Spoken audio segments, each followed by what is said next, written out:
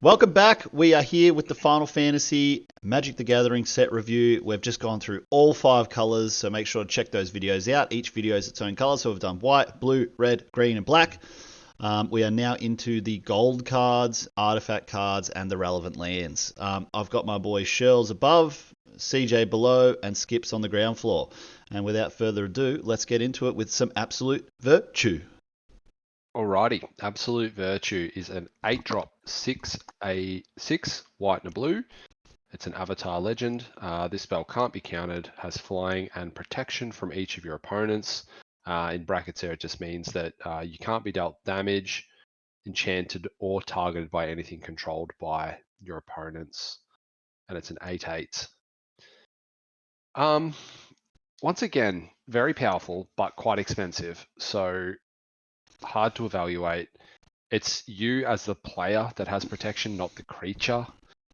So it's not as good, I would say. I'm just going to give this a 3.5. Yeah, the mana cost is a bit bonkers, but if you're casting this, you're probably on your path to winning the game. I think it's a 4. Yeah, it's a tough one. It's really expensive, and then your opponent can just kill it. I think I'm going to go with Maddie on this one. I think it's a 3.5. It late in the game, if you're out of resources and you slam this a little bit earlier, it can be quite scary. It can also just hold up everything against like an aggressive deck that can't quite get rid of it. But yeah, it doesn't quite get there, so I'm going to give it a 3.5. Yeah, I'm gonna say 3.5 as well. I think the only deck that's gonna play this is some sort of green ramp soup kind of deck. So yeah, 3.5. Just the mana cost too much.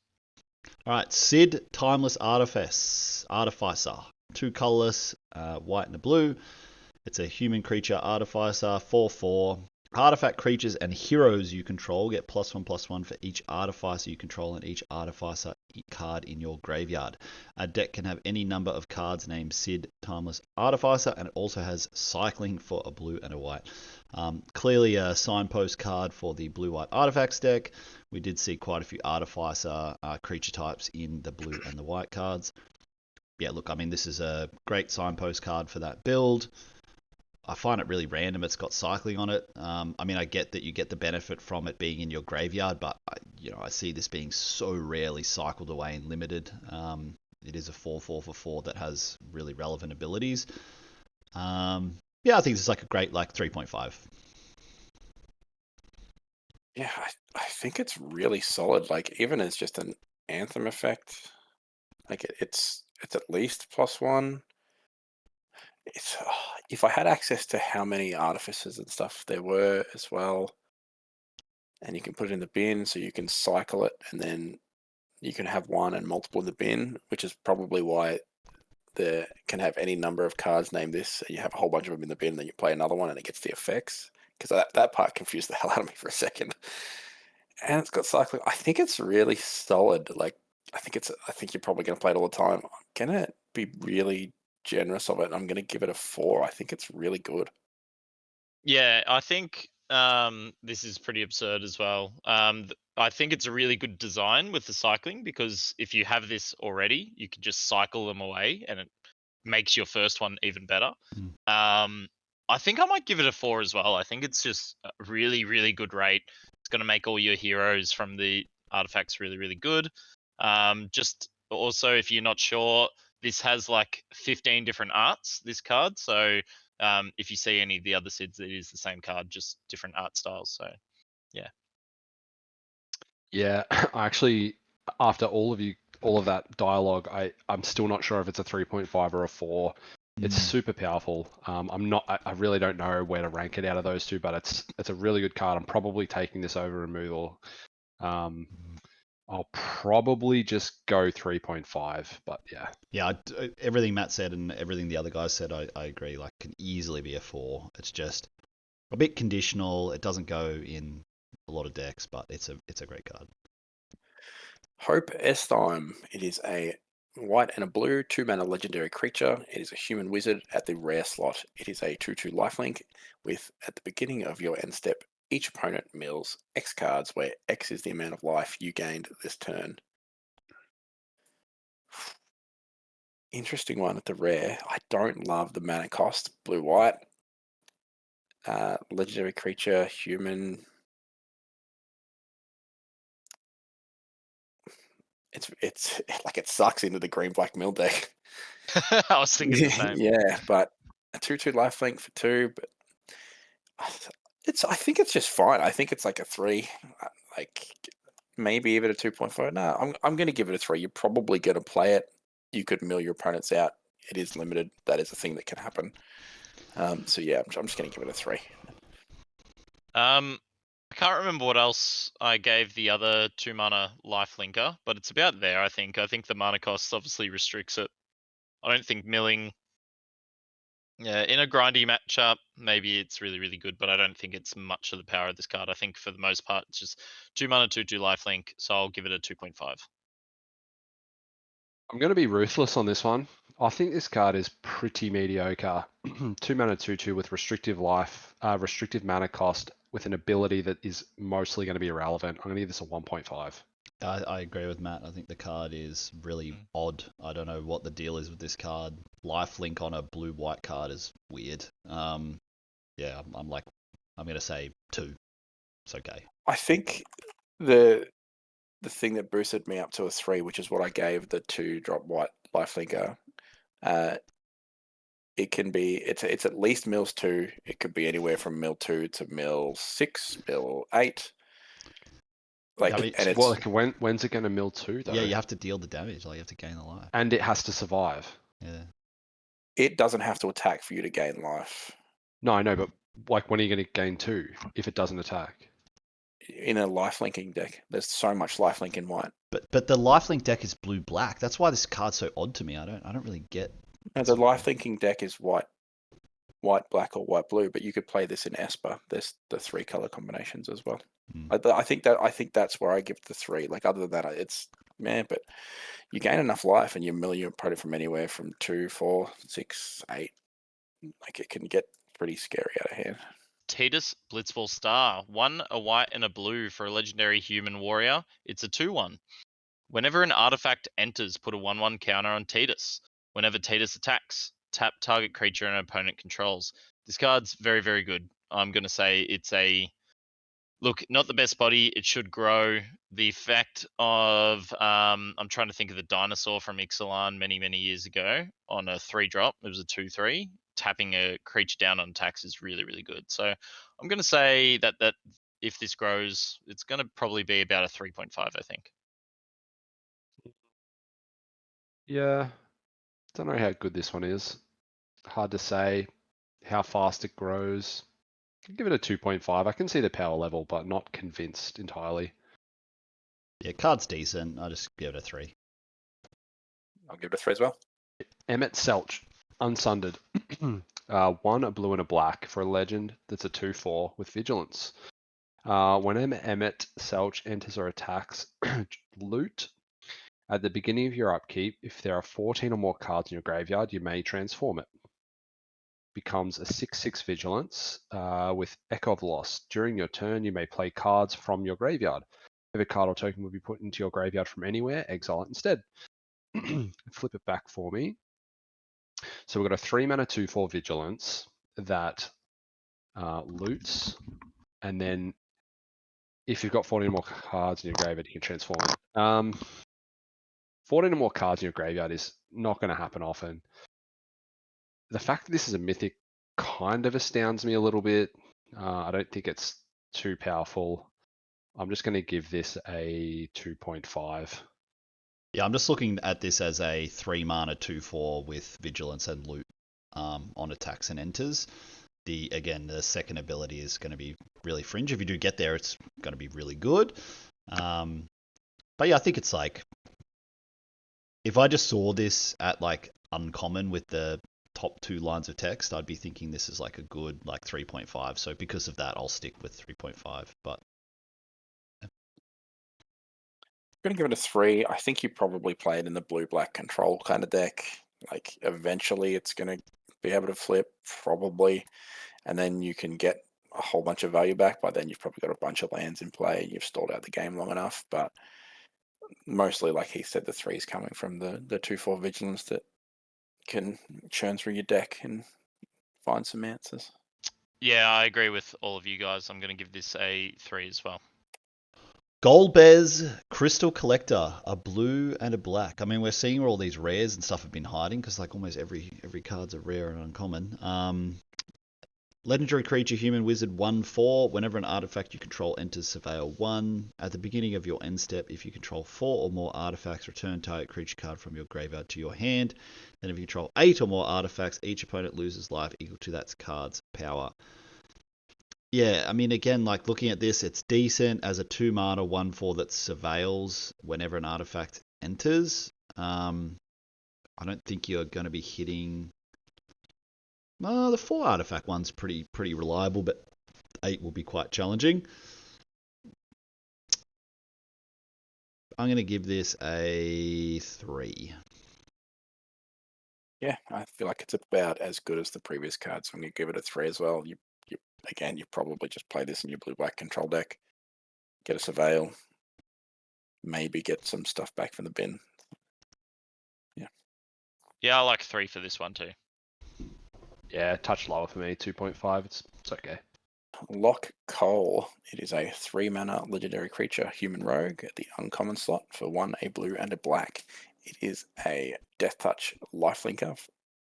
Whenever Lock Cole deals combat damage to a player, draw a card, then discard a card. Yeah, it's a 2/3 Death Touching lifelinker. I think that's pretty solid stats on most things. It has an ability, an upside when it attacks, so you don't have to just sit back on defense with it. I think it's pretty solid. You're probably going to play this in blue-back most of the time. So They are blue-black, Christian. You don't need to say it every time. No. I mean, I meant not. You will probably not play the, this in blue-black. Obviously. Not the colors per se, but I'm talking about the last 3 cards we've seen. In my mind, all belong in the same deck.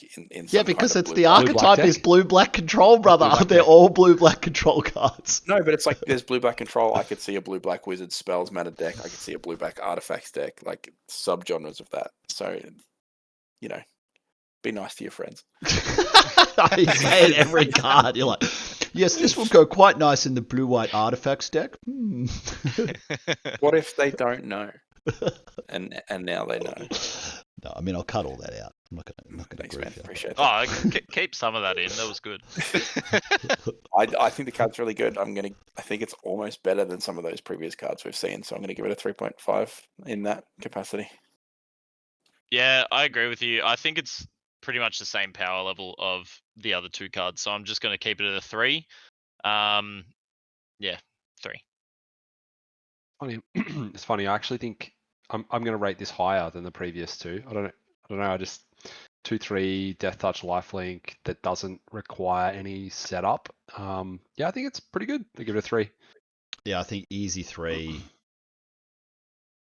No, I'm going to go 3.5. I like it a lot. I think you're stoked to see this card in your deck. So we're all 0.5 higher there. Nathan, are you happy being 3 as well? It's the same I am as the 3, previous and 2? I'll explain why. I think this card having Death Touch lifelink is better than the extra toughness, but the other one is a bit more defensive because of the vigilance, and it also gets the trigger on enters and also when it attacks, not when it deals damage. So I think they're very similar but very slight differences where I think it evens out, and I think they're all about a 3. Yeah. If anything, I think it depends on the deck that I'm building again, but I think Lock is slightly higher for me. This is Sephiroth, Planet's Heir, 4 and a blue-black for a 4/4 vigilance. It is a legendary creature, human avatar soldier. When Sephiroth enters, creatures your opponents control get -2/-2. Whenever a creature an opponent controls dies, put a 1/1 counter on Sephiroth. I think this is great for the blue-black deck. And I was going to say the same thing, brother. And yeah, this card's really good. I don't think it's quite as good as the other Sephiroth. It is 6 mana, but this is sort of that Massacre Girl sort of treatment. and it only affects your opponent's board, I will give this a 4. Yeah. How many creatures is this going to kill reliably? Obviously, this fits well into the blue-black deck, and I just am struggling on exactly where to put this rating-wise. Fuck you. I'm going to give this a 4.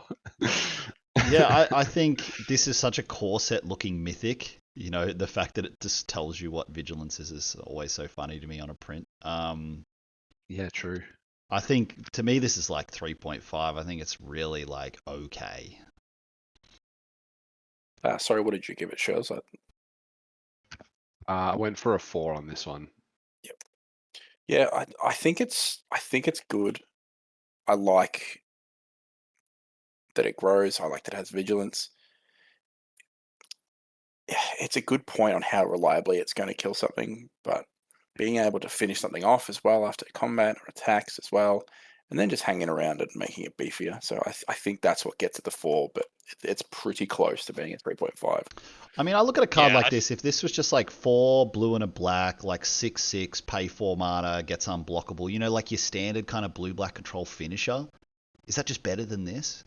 Ultimechia, Time Sorceress, 3 blue and black, legend, 4/5. When it enters or attacks, surveil 2. At the beginning of your end step, you may pay 4 blue, blue, black, black, and exile 8 cards from your graveyard. If you do, transform it.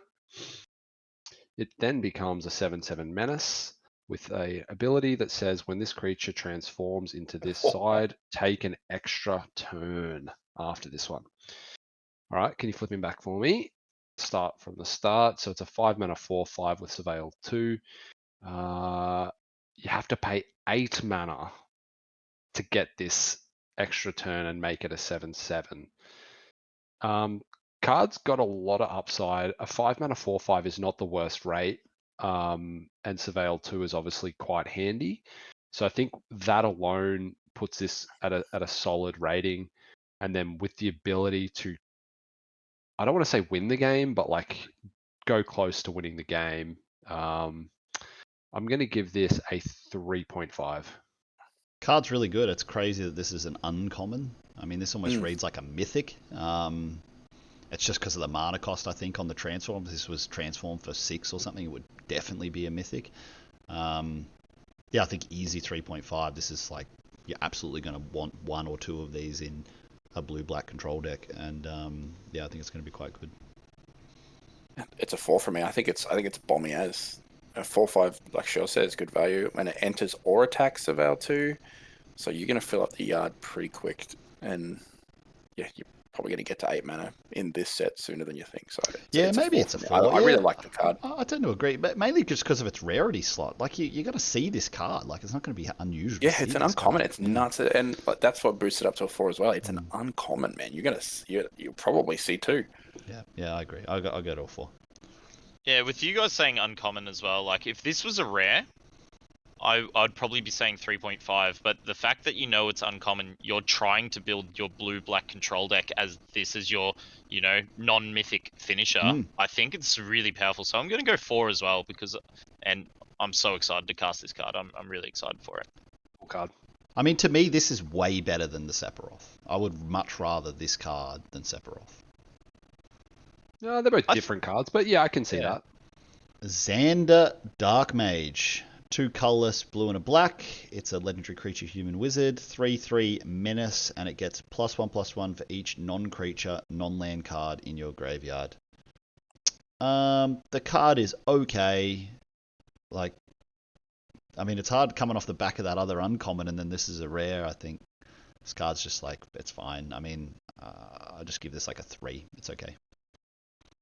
I think it's better than we think. I think in a removal heavy deck, and especially a removal heavy color, you could easily play this as like a 5/5, a 6/6, a 7/7 menace for 4 mana. I really like it. I think it's powerful and kind of bomby, so I'm going to give it a 4. I think it deserves a 4. I'm also thinking like 4 out of the last 5 blue-black cards we've seen all put things into the graveyard. I think this is going to be much bigger than we think. So I'm also going to go a 4. I think I really like it. Yeah, it's good. I kind of can't help but compare it to the previous set where there was a 4 mana creature that had Endure 2 and it was like a 4/3 menace for 4 mana, and that card kind of sucked. Like, how often is this going to be better than that? I'm just going to give it a 3.5 on the potential, but yeah, I don't know how good this card's going to be. It's worth noting in the blue-black control archetype, you're not playing a lot of creatures. And so playing creatures that ETB nothing, that have essentially no board state change when you play it, are really not that good. Like, you look at this compared with that 5-drop on common, the fact that it surveils 2, and then if it gets killed, you're like, well, I surveilled 2, I got stuff in my graveyard, I got to set up my draw. Whereas if you just play this is like maybe like 7 creatures or 8 creatures in your whole deck, and it just gets killed, and you're like, cool, I just did nothing. That's why these cards like are often lower than I think people think they are. So yeah, I'm sticking to 3. It's just my kind of feedback on the blue-black archetype in general. I agree I with agree with Heath. I agree with your logic, but I think in these colors, this is going to be a big fatty, and it's just going to be hard for red decks to answer and Agree etc. with Nathan. I'd look at this more as a finisher, whereas like I've cast 10 spells and then I play this and I've got a gigantic menace creature and I've killed most of your stuff. Like, this is going to kill you. This is going to win me the game. Mm. Black Waltz, number 3. It is a 4-mana black-red legendary creature wizard at uncommon slot. It is flying, death touch, and whenever you cast a non-creature spell, Black Waltz number 3 deals 2 damage to each opponent. Sorry, it is also a 2/2.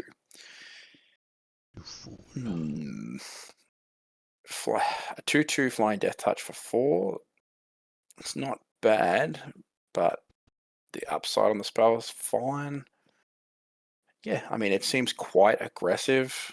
Trades up and flies. I think it's pretty good. I'm going to give it a 3. I'm happy to see it. I don't know how much I love it, and it being a legend as well, so I'll stick at 3. I'm kind of off this card. I think 2 toughness on this is just a massive letdown. I love flying. I love death touch. I love its effect. I think for 4 mana, it's just going to get shocked, and it's just too vulnerable. Doesn't block well. You don't really want to trade with it either. You want to keep it for its effect. So I'm going to give it a 2. Yeah, I first thought along those lines, Nath, and then the fact that it does have death touch means that on turn 4, if you are under pressure, you can at least block and trade with anything. So I'm going to bring it up to 2.5 because if this does stay alive, it has potential to deal a lot of damage. So 2.5. Yeah, I'm probably at a 2.5 as well. It's not that much better than just making a 0/1 more efficiently. Like as in you could just make 2 0/1s more efficiently, and then you've got 2 more bodies. I don't know. It's okay. I'm just gonna go 2.5 as well. It's fine. Like you said before in the previous videos, it'll be interesting to see how good that Wizards deck is. If you can curve Wizards into that and then start pinging for 3, 4, 5 damage per spell, it's like it's going to depend on how fast the set can be. But if you can load up on a bunch of Wizards and start spell slinging people, it seems quite interesting. It's just the tough part with that card like that is it's legend. Like if it wasn't a legend, I think it might be a 3, but you don't really want to stack them. But it's the kind of card you do want to stack, so it makes it a lot worse. Yeah, I think it might also benefit from some of those cards. I don't know if you remember that have Wizards get +1/+0. Like that was a kind of a weird thing, but Lifelink, it has flying, so it's like actually might be pretty good with that card. Very true. Anyway, Very true. All right, next card. Garland, Knight of Cornelia. Black and a red for a 3/3 legendary creature human knight. Whenever you cast a non-creature spell, surveil 1. It then has for 3 black, red, return this card from your graveyard to the battlefield transformed. Activate only as a sorcery. And it becomes a legendary creature demon Chaos the Endless. It's a 5/5. When Chaos dies, put it on the bottom of its owner's library. Cool kind of ability there for his lore, going back to the bottom of the library. I really like this card. 3 mana, 3/2 attacks so well. Get a value. Get 2 mana. Yeah, for 2 mana. And then you get value whenever you cast a non-creature spell. And we know how good Dragon's Rage Challenger is. I'm gonna say this is a. Is it 3.5? I'm gonna go 3 just because it's a legendary. Good aggressive card. Yeah, I think this is a 3.5. Good aggressive stats, and then helps you. Yeah, like does something in the late game, and it's not an irrelevant body for 7 mana. So I like it. 3.5. Same, 3.5. 3.5 as well. It's interesting seeing how, like, you see the gold cards and it's like, this is the archetype. Like, they're the, like you were saying before, Heath, the signposts. It's like, cool, now I'm drafting that deck. Like, they really lean into the archetypes. Yeah, and the power like level that we're one. seeing is like so That much one higher. didn't though, did it? It was just a random knight. Non-creature spell, you set up your next draw, put stuff Yeah, in the okay. bin, Yeah, flash we're back. still Yeah. non-creature stuff. Not all of them, but most of them so far. Yeah, have been no, like, no, it still like, synergizes. okay, that's the deck I'm drafting because I've Yeah. got that gold card. Kuja, Genome Sorcerer, 2 black, red. It is a legend. It's a 3/4. At the beginning of your end step, create an 0/1 black wizard with that typical ability, the non-creature ping. And then if you control 4 or more wizards, transform it. It becomes a 4/6 with the ability, if a wizard you control would deal damage to a permanent or player, it deals double instead. Wow. Yeah, this does seem powerful at face value. And you get this stuff on your end step. So if your opponent taps out, let's say, and you just jam this on 4, you're gonna get an 0/1 at the end of your turn most of the time, I'm gonna say. And then if it doesn't die, you just keep making more. So if it doesn't die, straight up on the first turn that you cast this, you're going to have 2 wizards. If you play a wizard on your next turn and then make a wizard on end step, like you can flip this the turn after you play it. So it's a must answer threat immediately. The rate isn't bad for 4 mana. I think this card's really good. I'm going to give this a 4.5. Yeah, everything Matt said, really like it. The only thing I'll say about cards like this is this actually goes in any, like, if you can even splash this is an amazing house even on its own. It must be answered. It will flip itself. You don't need to be in the wizard synergy deck to make this card good. This is one of the better rares I think we've seen, and definitely a 4.5. Yep, everything you said. I think just adding 2 quickly, because it counts itself and makes 1, you're probably going to flip this the turn it comes in. If you'll probably have 2 0/1 black wizards by the time you get to 4 mana. I think that's point. Yeah, I think that's really possible. Like, I've been pretty close to giving some 5s, but I think this card is the closest I've been. I'm still going to give it a 4.5, but man, this card is scary. It's just really scary. Yeah, 4.5 from me as well. This card's pretty absurd. All right, we're into the red-green. Cards that are good in red-green decks. Let's go. Belthia and Fran. 1 colorless, 1 red, 1 green. It's a legendary creature, human rabbit. Good combo. It's got reach. Vehicles you control get +1/+1 and have vigilance and reach. Whenever a vehicle crewed by Belthia and Fran this turn attacks, if it's the first combat phase of the turn, you may pay 3, 1 green, 1 colorless, green and red. If you do after this phase, there is an additional combat phase. Okay, I did not expect that card to end in that text. And it's a 4/3.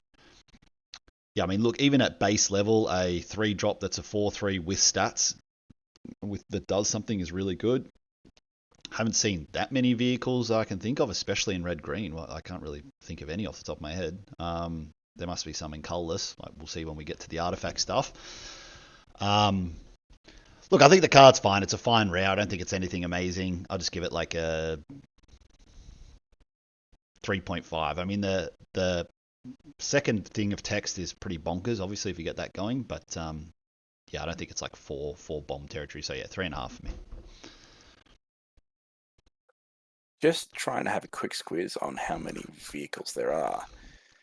I don't know. I think this card is kind of trappy, and the body kind of sucks too. Like a 4/3 for 3 reach. Yeah, it hits pretty hard, which is nice. But I think all of that other text is just like kind of irrelevant. So I'm just going to give it a 3. I'm going to be really harsh on it. I don't love it. It's not that harsh. Yeah, I agree with you. I think the vehicles and most of the text is just flavor text. I'm really surprised it's not a pilot because that's what they are in the game. I'm just going to say 2.5. I think the best thing about this card is it's a 2.5. 3 mana 4/3 reach. So 2.5. Agree with Yeah. Nath. Same as Nath. 2.5. Same reasons. Gladiolus. Glad Daddy, Gladio. Amacitia. It is a 6 mana red-green legendary creature, human warrior at the uncommon slot. When Glad Daddy enters, search your library for a land card and put it onto the battlefield tapped, and then shuffle. Landfall. When a land you control enters, another target creature you control gets +2/+2 and gains trample until the end of the turn. 6/6 for 6 is fine stats. The land ability is fine as well, but I don't know. I thought the landfall deck would be more aggressive, unless I'm wrong in that, and it's kind of mid-rangey and grindy and grinding out birds and playing lands and getting triggers and stuff like that. I think the card's fine. I don't love it, so I'm just going to give it. I think I'm going to give it a 3. It doesn't jump out to me compared to some of the other cards we've seen in gold as well. I really like this card. It can get any land card, so it actually gets a town as well. So I'm going to say 3. I think this is going to be fine. Really good in the towns deck if you're splashing for it. Good top end for the landfall deck. But as you said, I feel like the landfall deck's meant to be a little bit lower to the ground. So I think this is actually, it's a town soup card. Yep. I think there's a 3. Good card. Probably play 1 or 2 of them in your deck, but yeah, just a 3. Yeah, if this could give itself the buff, I think it would be possibly a 3.5. But because it has to be another target creature, it makes it a bit worse. So yeah, 3. Rydia, Summoner of the Mist. Red and a green for a 1/2 for a legendary creature, human shaman. Landfall. Whenever a land you control enters, you may discard a card. If you do, draw a card. Love that text on a landfall trigger. It has summon, X and tap it. Return target saga card with mana value X from your graveyard to the battlefield with a whatever the counter is, finality counter on it. It gains haste until end of turn. Activate only as a sorcery. Heath, we found your haste on a saga card. Yeah, I really like this card. It's just going to smooth out your draws, make sure you find stuff, make sure you find more lands for the landfall, and then late game, bring back your sagas. So, yeah, I really like this card. I'm going to give this a 3.5. It's really hard to know how many sagas you're really going to have in your deck. Inherently, sagas don't feel, super powerful given that they have to be sacrificed. And so are you going to build a deck that's set up like that? Because then you would be relying heavily on this card. With that in mind, the ability is powerful. The rate's bad. I'm just going to give it a 2.5. Yeah, I mean, I really like this just as a 2 mana 1/2 that landfall it lets you rummage. I think that's great. So I'm just going to give this a 3. I agree with Heath. That's pretty much exactly what Heath said. I like the ability as opposed to the rate on the creature. Terra, Magical Adept. 1 red green legend 4/2. When Terra enters, mill 5. Put up to 1 enchantment card milled this way into your hand. Trance 4 red green. Tap it. Exile Terra, then return it to the battlefield transformed under its owner's control. Activate as a sorcery. I feel like I'm getting all the transform cards. It comes back as a flying 6/6 saga. Chapter 1. Create a token that's a copy of target non-legendary enchantment you control. Gains haste. If it's a saga, put up to 3 lore counters on it. Sacrifice at the beginning of your next end step. That happens 3 times. And then the 4th chapter is add double Wooburg and exile it and return it back. Man, a lot to unpack here. So let's start from the start. It's a 3 mana 4/2. It mills 5, and then you can put up to 1 enchantment into your hand, so it can draw you a card. And then it does the 6 mana ability, where it becomes a 6/6 flyer that copies non-legendary enchantments you control. Is that good? Hard to say. is that good. this This card has so much conditional setup that it doesn't feel amazing, but if it gets going, is going to be really good. I just think a card like that has such a wild range of ratings that it could be based on your deck and how the game is playing. So I'm just going to really go boring and sit in the middle and say it's a 3. Yeah, I mean, to reliably hit an enchantment off mill 5, you probably need like what, 7-ish enchantments in your deck, or maybe 6. I mean, really though, just a 3 mana 4/2 is quite good, and then even if you just flip it into a 6/6 and do nothing, it's still a 6/6 flyer that's just eventually going to turn back into a 4/2. So I think this is an easy 4 with, in the right deck, the upside of being like the bomb of your deck. But yeah, I think I'm just going to sit at a 4. Interesting. It reminds me of that card from Duskmourn, the 5-color enchantment one or the 4-color enchantment one that you're like, you see this pack one, pick one, and you're like, I'm building enchantments. And it can be like memey and funny and bonkers, and you can do some really hectic stuff. But other than that, yeah, I don't. I think it's kind of trappy, and it could get people down the wrong path. So I'm going to give it a 3 because there's still some relevant text there, and there's still some interesting abilities, but it doesn't jump out to me, especially Mythic. Like Heath said before, I think if I opened this in my pre-release pack, I'd be a little disappointed. I'm gonna give this a 2.5, and I actually think, like, yeah, you can play it in your red-green deck, but I think this is just really good in if you're green-black splash this or something. I think it's weird. I think you kind of, it feels weird why it's here. I agree with you guys. So for that reason, it's green-red. I think it's better in a different color. I'm gonna give it a 2.5. Garnet, Princess of Alexandria. We're into the Selesnya archetype. So it's a 2/2 lifelink. Whenever it attacks, you may remove a lore counter from each of any number of sagas you control. Put a +1/+1 counter on Garnet for each lore counter removed this way. Card seems okay to me. I really just don't know how often you're actually doing this lore counter stuff with this card.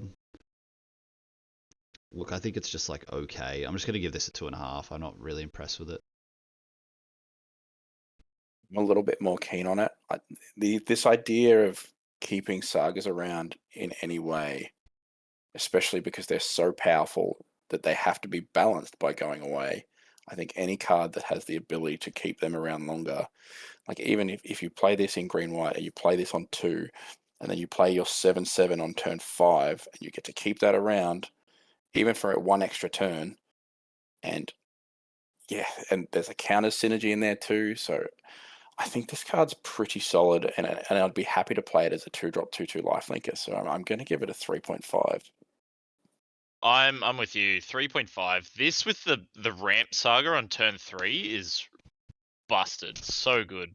The fact that this also put a 1/1 counter on it for each lore counter, so late you could have a few sagas, and it's just attack for 5/5 lifelink is really really good. The only thing that I'm worried about, and we'll see in the next couple of cards, is the green white gold cards seem to be doing different things, and that makes me a little worried for the archetype as a whole. But I do like this card, 3.5. Yep, I'm with you guys. I think this is a powerful ability and makes your other cards better too. I mean, you're not going to have too many sagas around at the same time, so I'm going to go a 3. Renoa Heartily. It is a 5-mana green-white legendary creature, a human rebel warlock at the uncommon slot. When Renoa Heartily enters, create Angelo, a legendary 1/1 green and white dog creature token. Angelo Cannon. When Renoa Heartily attacks, another target creature you control gets +1/+1 until end of turn for each creature you control. Interesting. Seems expensive for what it does. And this has to attack as well. I don't know. I'm not. I thought I'd be a little bit higher on it, but it felt kind of flat and underwhelming at the end there. So I'm gonna give it a 3. I could see a 2.5. I think like hopefully by turn 5 you've gone wide enough for it to be relevant, and then you can untap and do some trampoline attacking plus things. But it's probably going to die on those attacks. So yeah, I'll leave it at a 3. I think it's kind of somewhere in the middle of the pack that has a little bit of a more powerful upside. Yeah, I'm gonna say 3 as well. I really do like this card. It's close to a 3.5 for me, but I'm just wary about the go wide. Like I think it's going to be a little bit tricky for this deck to work, particularly when 2 of its uncommons are doing different things. So Yeah, I'm on a 3 for this as well. 5 mana for 4/4 and 1/1 is good, and it synergizes with the tokens. Like it's good with the thing that makes a frog. And the second ability is probably a little less good, but can come up. So solid 3. Yep, 3. Sarah Farron for 1 green white. It's a legendary creature, human citizen for a 2/2. The first legendary creature you cast each turn costs 2 less to cast. At the beginning of combat on your turn, if you control 2 or more other legendary creatures, you may transform Sarah. Transforms into a legendary artifact, not a creature anymore, noticeably. Crystallize Sarah. The first legendary creature you control, so it still has the same text, 2 less to cast, and legendary creatures you control get +2/+2. Yeah, what a strange card, but I think it's really good. Being able to cheat in your legendary creatures for real cheap, I think is really, really good. And then you get this Anthem effect. Yes, you lose the creature, but I think the Anthem is worth it because most of your creatures should be legendary. You could still choose to hold it. You don't have to transform it. You may. Yeah, that's even better. Okay. I'm gonna say this is a 4. I think this is quite good. Being able to make everything cost a lot less is gonna be good. Yeah, I mean, there's a lot of legends in white, and generally the set has a lot of legends. So, so if you get this early and then build around it, I think you can have a lot of legends and have it trigger like fairly frequently. It's powerful, but if you don't trigger it, it's not that powerful. I think it's at least a 3.5 though. Just not really sure if it's a 4, so 3.5. 3.5. With Nathan, I'm going to give it a 4. If you can flip it, giving all your legends +2/+2 is, I think Anthem effects in limited have always been pretty strong. So I like it. Yuna, Hope of Spira. 3 green white legend 3/5. During your turn, Yuna and enchantment creatures you control have trample, lifelink, and ward 2.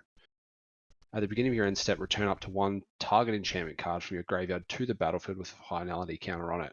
So powerful card.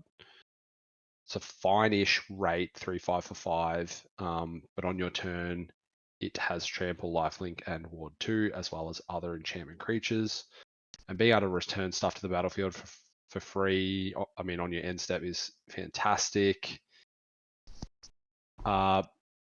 Is it a bomb? I think it's pretty close to a bomb. I'm going to give this a 4.5. Yeah, I think it's a bomb. Yeah, Nath was sort of alluding to it before that the green-white deck sort of seems to be a bit all over the place. Like, is it go wide or is it sagas? Like, what are we doing here? So, yeah, in a sagas deck, this is obviously bonkers. Yeah, I mean, even a 5 mana 3/5 with trample, lifelink, and ward 2 is pretty good. It is only on your turn, so a little bit of a drawback. But yeah, if you're getting anything out of this second thing of text, like this card's bonkers. I'll give it a 4, just because it does have a bit of condition about being able to be bonkers, but getting the ability off once, probably going to be like a bomb level 5, but yeah, it does require other things to make it happen. It's hard. I'm torn between 4 and 4.5. I feel like it's so much better if you see it early and then you could sort of lean into enchantments, whereas if you've already sort of built most of your deck and you get it in pack 3 or even to a lesser extent pack 2, it's still fine, but then you've got to sort of steer a little to a different direction. I'm going to stick with a 4, but I could easily see it being a lot better. And if someone plays it against me and shows me that, I wouldn't be too surprised either. This is a definite build around, right? You can't chuck it in your go wide deck with no enchantments kind of thing. There's a few lines of text here that if they were different, this is probably a 5 for me, because I think if it wasn't during your turn only, with the ward, the trample, the lifelink, and the beginning of your end step, it would be a lot better. But I'm going to give it a 4.5. I think you're just going to, if your opponent plays this and has built around it, I think you're just going to lose majority of the games. So we're into the black-white sacrificing stuff matters. So we've got Judge Magistrar Gabrunth. It's a 2/2 legendary creature with menace. Whenever another creature or artifact you control dies, put a +1/+1 counter on Judge Master Gabrunth. Yeah, I mean, decent uncommon signpost for the archetype. Nothing crazy here. I think it's like perfectly fine. It doesn't have a sack outlet itself, which kind of makes it a lot worse. It's not unusual to see a card like this where it can sacrifice the creatures to itself, which would make it a lot better. Does have menace though. I was going to go 3, but I could actually be like a 2.5, but 3 is okay. I like it. I think it's a good rate on a good card with a good ability. Like those things that creatures getting bigger from creatures dying seems pretty good, and the menace is a bonus, so I'm going to give it a 3.5. I'm probably going to play it in a lot of decks. Yeah, I might be greedy and go 3.5 as well. I just know 2 mana menace creatures are just so painful to play against. So, and this just grows into bigger threat. So yeah, 3.5.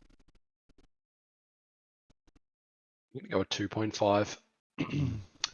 Not much to say. Rufus Shinra. It is 1 a white and a black for a legendary creature that is a human noble at the uncommon slot. Whenever Rufus Shinra attacks, if you don't control a creature named Darkstar, create Darkstar, a legendary 2/2 white and black dog creature token. 2/4. I like it. It is conditional to when it attacks, but being a 2/4, it's probably not going to die too much. Curving out to this is pretty solid. I'm going to give it a 3. I thought I was going to give it a bit better, but I think it's fine. Yeah, I'll go 3 as well. Just the condition of attacks, you don't get the dog straight away. I was like, oh, this is a 4, and then I've reread the text, and it's like, oh, when it attacks, okay. Yeah, I'll just give it a 3. I'm going to go 3.5. I think if you do get an attack in, and I think you are going to get an attack most of the time, getting a 2/4 and a 2/2 for the price of 3 mana is good. And now, even if it doesn't, does it attack the dog? No. So it just sticks around. But then if you do get future attacks, you could sacrifice the dog prior to attacks and then get another one. So it enables the whole strategy. So I think 3.5. I think this is really good. Yeah, I totally agree with Matt. I just thought it was funny how we both rated the last card lower, and I kind of see them, obviously in the same archetype. And I totally agree. I think this card is much better than the one above it, and 3.5 as well. It is interesting you point that out. Maybe we just view the decks differently, or see the cards where they're going a bit differently. Yeah, I mean, you just got to look at that. Opinions and play styles as well. The 2-drop doesn't do anything. Like, it doesn't. Like, it's a 2/2 menace. It gets in for 2, then it gets in for another 2, then it grows. That's so much damage. It's so hard to block. The red-white deck, I don't think, is trying to do like 2 damage, like in turn 3 and stuff. It's kind of like whatever. Like, you're trying to kind of win the game on like this, building up your staff, sacrificing, getting these things. Like, the 2-drop, the major downfall of that 2-drop is that it can't sacrifice to itself. Like, it just doesn't really do anything. Like, yeah, it's anyway. Not getting damage early, it'll stick around, and then as you do stuff around it, it's going to get bigger. So I slam it on turn 2, and then I'm sacking, and I'm doing stuff, and then my menace guy is just getting bigger, and all I had to do was put that for 2 mana. Squall Seed Mercenary. 2 and a white and a black for a 3/4 legendary creature, human knight mercenary. Rough Divide. Whenever a creature you control attacks alone, it gains double strike until end of turn. Whenever Squall deals combat damage to a player, return target permanent card with mana value 3 or less from your graveyard to the battlefield.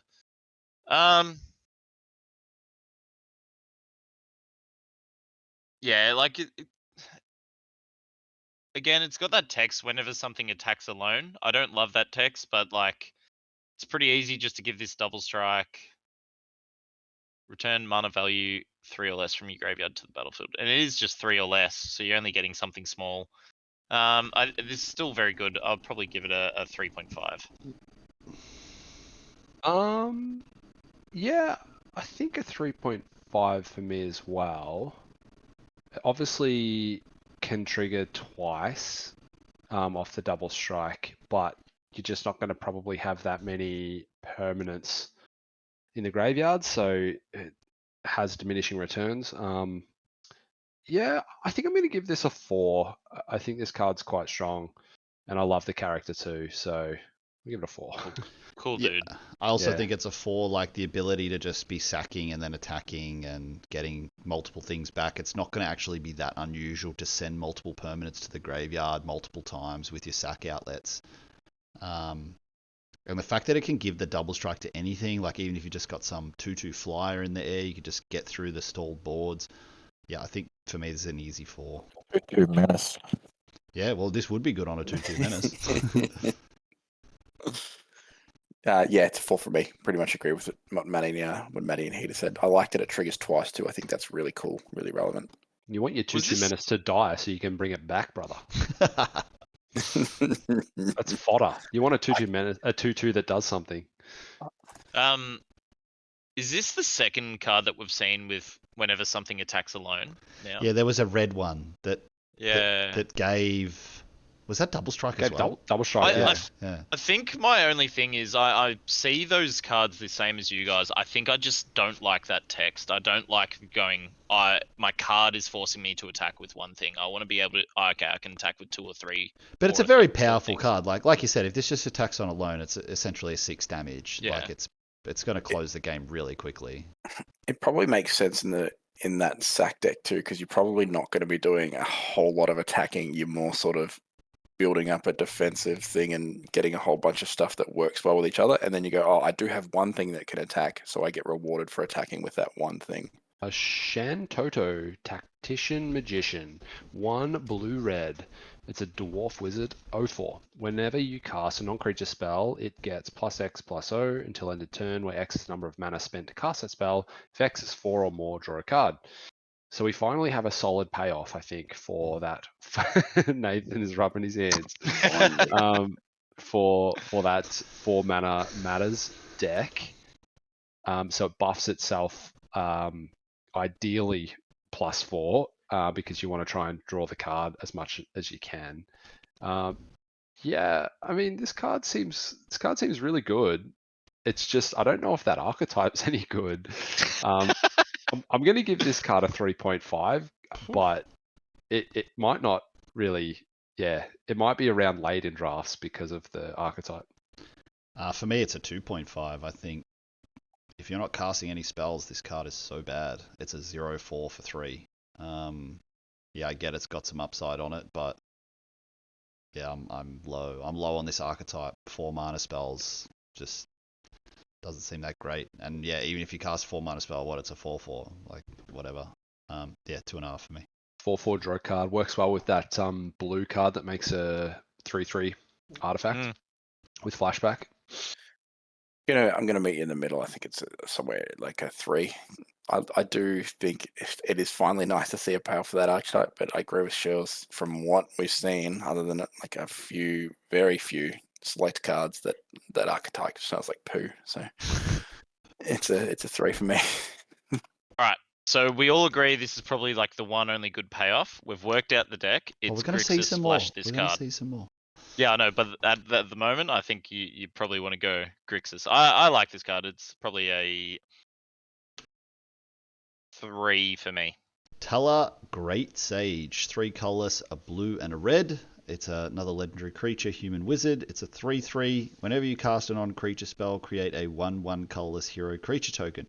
If 4 or more mana was spent to cast that spell, draw 2 cards. If 8 or more mana was spent to cast that spell, sacrifice Teller, and it deals that much damage to each opponent. So the damage is the mana cost of the spell that was over 8. Is that how you read that? Yes. Deals that much damage. So if it was like a 8. 9 mana spell, it would deal 9 damage. Yeah, I mean, card's amazing. I mean, doing the 4 and drawing 2 is very, very good. But even the thing that really makes this card great, I think, is any spell makes a 1/1. It's a bit expensive at 5 for a 3/3, but if you get 1 4 mana trigger off this and draw 2 cards, it's great. Look, I don't think it's a bomb or anything. I think it's a 4. It's a decent rare. I'm going to go a little lower. It's a 3.5 from me. It draws comparison in my mind to the 1/5 that made Birds. That card was pretty solid, but it had the body to back it up. A 5 mana 3/3 rate sucks. And I play it on turn 5, and then if it doesn't die, yeah, sweet, I can start getting value from it. But I have to get to turn 5, so I can see the upside when you do get it down, and then you can start going off. But I can't give it higher than a 3.5. This card's a trap for me. I completely agree with everything you said. It's not enough power and toughness, and you want your payoffs to be cheaper. You want to be spending your 4 and 5 mana to be triggering your other things. So I think, look, yeah, if you can stick it, it's going to do things. But I'm going to actually just give it a 1.5. I think trap territory.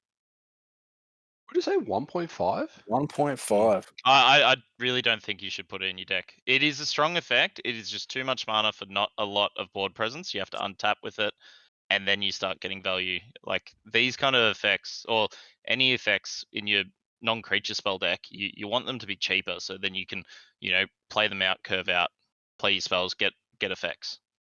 Or then late game, play your little threat, play your spell, have your effects. Yep, and I get what you're saying. I Yeah. do agree with that. You do you do want to hit the board early, and then play a lot of cheap spells that do things, bounce spells, cantrips, etc. I think this is good though. If this sticks around, you cast 2 spells the next turn, or 1 spell that draws a card and makes a 1/1. Yeah, I think this is a 4 as well. I'm with Heath. The Emperor of Palamecia. It is a blue and a red for a 2-drop. This is another one of that 2-drop cycle of the multicolors. It's a legendary creature, a human noble wizard at uncommon. Add blue or red. Spend this mana only to cast non-creature spells. Well, it lines up pretty nicely with the 4-drop deck. Whenever you cast a non-creature spell, if at least 4 mana was spent on it, put a +1/+1 counter on the Emperor of Palamecia. Then if it has 3 or more +1/+1 counters on it, transform it into the Lord Master of Hell. Points for the name. That is a dope name. It's a legendary creature, demon noble wizard. Starfall. Whenever the Lord Master of Hell attacks, it deals X damage to each opponent, where X is the number of non-creature, non-land cards in your graveyard. Oh, it's an interesting card. I like the ramp. I don't like that it's legendary, so you don't really want to spam them. The spell payoff is nice, but it has to be 4, so you play this on turn 2. Turn 3, you can cast a spell, put a counter on it. It's pretty okay. I think it's it's probably one of the cornerstones of that deck, right? You're looking for this card. I'm gonna give it a 3. I think it's pretty good. Yeah, I'm gonna give it a 3.5. I think going turn 2 this, turn 3 play a 4 cost, put a counter on this, and you're just growing towards its effect is pretty powerful. So 3.5 for me. I'm gonna go 2.5, and the reason this card, you're gonna want it in every blue-red deck that's trying to do the 4 cost thing, which I think speaks to the power level of that deck, because I'm only rating it 2.5. You have to cast 3 4 mana non-creature spells to transform this and put counters on it, and I just don't think that's really realistic at all. So give it 2.5. I like it. when it flips, it's important to remember that it will keep the counters, so it's going to be more than likely a 6/6, and attacking with a 6/6 and having, again, more than likely at least 3 non-creature spells in the bin to have flipped it in the first place, dealing 3 damage.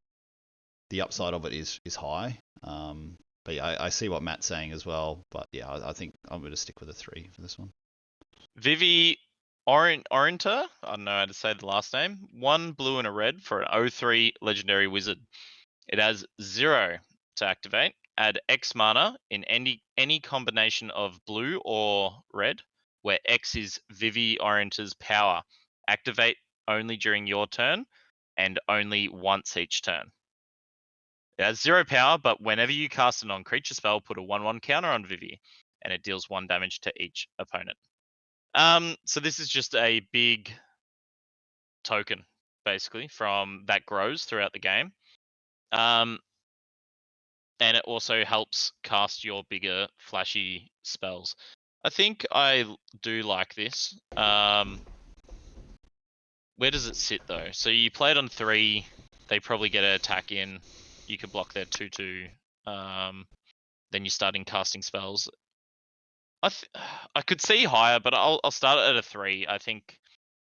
No, I'll go 3.5. I'll go 3.5. I think it's quite good. Yeah, it's hard to evaluate, isn't it? Vivi. Yeah. It's a good card when it starts to get rolling. Like if you have like the first non-creature spell you cast on your turn kind of adds a mana for you. So like you can discount those. Yeah, and then it grows, but you need non-creatures. How many non-creature spells are you going to have in your hand? Like, I don't remember there being a lot of good cantrips, so I might just give this a 3. I like the card. It's a really high, if you're playing paper, I highly recommend taking it because it's looking like it's going to be one of the highest value cards in the set. Yeah, I think it's really cool. I like it. I think it might be one of those cards that could be surprisingly powerful. So I think it's at least a 3.5, but we could see that curve up. 3.5 is me as well. I think it snowballs. I think it'll start off pretty poor and then get really scary. Even just casting regular spells as opposed to cantrips or something, it just gets more and more hectic. Cloud of Darkness, 2 black, green, legend, avatar, 3/3 flyer. Has an ability, when Cloud of Darkness enters, target creature opponent controls gets -X/-X until end of turn, where X is the number of permanent cards in your graveyard. So 5-drop flyer, 3/3. The mana cost is a little bit inhibitive. But the ability is obviously really good. Needs a little bit of setup though. So let's just assume on average, you're going to give -2, maybe, yeah, -2 to a creature. I think this card's quite good. Not unconditional removal, obviously. I'm going to give this a 3.5. I think it's quite a strong card. Yeah, just a 3 for me, just because of the prohibitive nature of the -X/-X. 5 mana for a 3/3 flyer is pretty mid. Yeah, 3. 3.5 for me. Yeah, 3.5. The fact that it hits number of permanent cards is just a little bit better than creatures. So, yeah. X-Death Void Warlock. It's a 1 colorless, 1 green, 1 black legendary creature. It's like you almost don't need to say it at this point. There must be like 70% legendary creatures, it feels like. When X-Death enters, you gain 3 life. At the beginning of your end step, if there are 6 or more permanent cards in your graveyard, you can transform your boy into Neo X-Death Dimensions End. It's a star 3 trample. Its power is equal to the number of permanent cards in your graveyard. I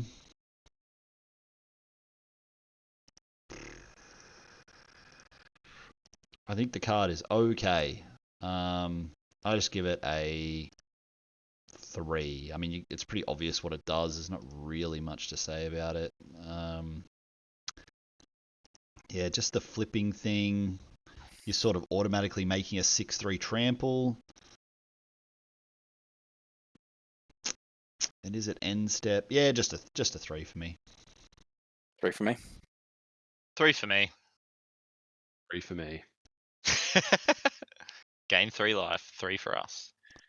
All right, Genova, Ancient Calamity. 2, a black and a green for a legendary alien in the rare slot. At the beginning of combat on your turn, put a number of +1/+1 counters equal to Genova's power on up to one other target creature. That creature becomes a mutant in addition to its other types. When a mutant you control dies during your turn, you draw cards equal to its power. Ooh, what's an Cool interesting card. card. Yeah, love the art. cool card. Yeah, it's interesting. It can slip into a few different decks, I think. Like even pretty much any deck, really. It's quite a powerful effect. It is during your turn though, which I think is important. Seems to be popping up more and more on printings, hey, during your Yeah, turn. It's a way to Yeah. control the format, isn't it? Mm. Same with But- the during, yeah. once only each turn. That's only come in the last like yeah. 5 years or whatever. It's quite hard to evaluate. I think I'm gonna give it, because then you can buff it with like making its power bigger and stuff like that with equipments as well. I'm gonna give it a 4. I think it's quite powerful in most of the archetypes you put it into, and even in the archetypes you don't, where you just play the card, it's still quite a powerful effect. So that gets it a 4, but I could see cutting it down by half a point. I could see that being a thing, but I like the card. I think it's cool. I'm gonna go 4.5. I just love the effect of putting +1/+1 counters on things at the beginning of combat each turn. It can get bigger, as you said, with equipments. Plus, has the upside of mutants. You may draw some cards. I think it's just gonna play really, really good. So 4.5 from me. Yep, 4.5 for me. Bomb. Love all of it. 4.5. Yeah, for me, like I'm sort of the opposite of what Nate said. Like it's the second line of text that makes this card so good. Just even putting a +1/+1 counter on any other creature and making it that mutant and giving it that ability. I'm not too concerned about buffing this creature or getting more counters. It's kind of like whatevs. I really just want to draw those cards because even putting this on a 2/2 and getting it killed and drawing 3 cards is bonkers. So yeah, 4.5 for me as well. On the 3/3 from the previous card, it's just make it a 4/4. Like it's awesome. Cloud, Planet's Champion. 3, a red and a white for a 4/4. Legendary creature, human soldier mercenary. During your turn, as long as Cloud is equipped, it has double strike and indestructible. Equipped cost also that target Cloud costs 2 less to activate. Good text. The fact that the equip costs are less, I think this is going. It looks pretty vanilla, but I think it's going to play very, very strong. I'm going to give this a 4. I'm going to give this a 4.5. I think this is a bomb, and I just think it's going to be so damn miserable to play against. If you don't kill it, it's just going to be the biggest pain in the neck, especially if you if you have it and you have an artifact or equipment that gives it haste. It's just going to deal so much damage out of nowhere and requires a chump block. So 4.5. Yeah. Again, we're seeing that during your turn only effect. It's a great card. I mean, a lot of the equipment costs we've seen are really expensive. We have seen some cheaper ones, but most are dearer. So you're not going to get like to equip this for free that often. Have we? I don't think we've seen a haste equipment yet, have we? I mean, we haven't got. Yeah, we have the samurai one, the 3 mana one. Yep, so that you can equip this to him for 1. For 1, yeah. The 2 and a red haste one. Yep. Yeah. Yeah, I think it's a great top end, obviously, for the Boros deck. I mean, it's an easy 4. I'm just trying to determine if I think this is a 4.5. I'm just going to go 4 for me. 4.5 for me. I agree with Sherls. Someone's going to play this and it's going to be miserable because they're just going to load it up and he's going to be this gigantic monster with trample and haste, and it's going to be disgusting. I think it's bomby as. It's 4.5 for me. Giot, King of the Dwarves, red white, 1/1, legend, double strike. Whenever it or another dwarf you control enters, and whenever an equipment you control enters, you may discard a card. If you do, draw a card. So it rummages on enter, and when another dwarf or equipment enters. It's got double strike, so it plays really well with equipment. The ability, the rummage ability is a little bit whatever to me. I don't care for it too much. But the fact that this plays well with equipments means I think this is going to be a really good card in red-white. And you're going to want to play it all the time. I'm going to give this a 3.5. I think the card's good. Again, the legendary thing, it's just so many legends. It's going to be really interesting to see how this format plays out. Because like, if you've got 2 or 3 of these in your sealed pool, like do you play them? Like, Well, this card you would, right? Because it can rummage away duplicates. yeah. Look, for me, it's a 3. Or you can also just play the other one and you get 2 rummage effects on the stack. I think it's a 3.5. It reminds me of that 1/1 prowess double striker from that other limited set, and that card was a pain in the ass. And I could see this card being a pain in the ass. So 3.5 for me. I really like this card. I just think with the equipment we've seen, they cost a lot to equip. I'm going to be a bit cautious on this card. I like the rummage effect. I'm going to give it a 2.5. I think, but I could easily see it just being bonkers. But With the we'll pay have to 3 wait. life equip, The artifact. black card. Yep. Yeah. Matt's That's like, an "Fuck." insane combo. Yes. If we can reliably do that, going this on 2 and that Nah. on 3. It's probably not realistic. Yeah. Yeah. No, 2.5 for me. I'm just going to be cautious on it. Joshua, Phoenix's Dominant. 1 colorless, 1 red, 1 white. Legendary creature, no surprise. When Joshua enters, discard up to 2 cards, then draw that many cards. Did someone say Tersa? It's a 3/4. You can pay 3, a red and a white, and exile Joshua, then return it. Blah, blah, blah. Transform. Goes into Phoenix, Warden of Fire. It's a 4/4 flying lifelink. Okay. Saga. The first 2 chapters are it deals 2 damage to each opponent, so really worth noting that will gain you 2 life both times. And then Rebirth, return any number of target creature cards with total mana value 6 or less from your graveyard to the battlefield. Exile Phoenix and return it to the battlefield. Okay.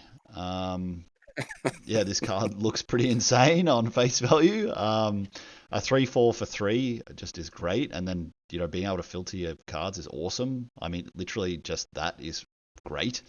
And then the flip ability is crazy. Like, I'll just read this again. Return any number of target creature cards with total mana value 6 or less from your graveyard to the battlefield.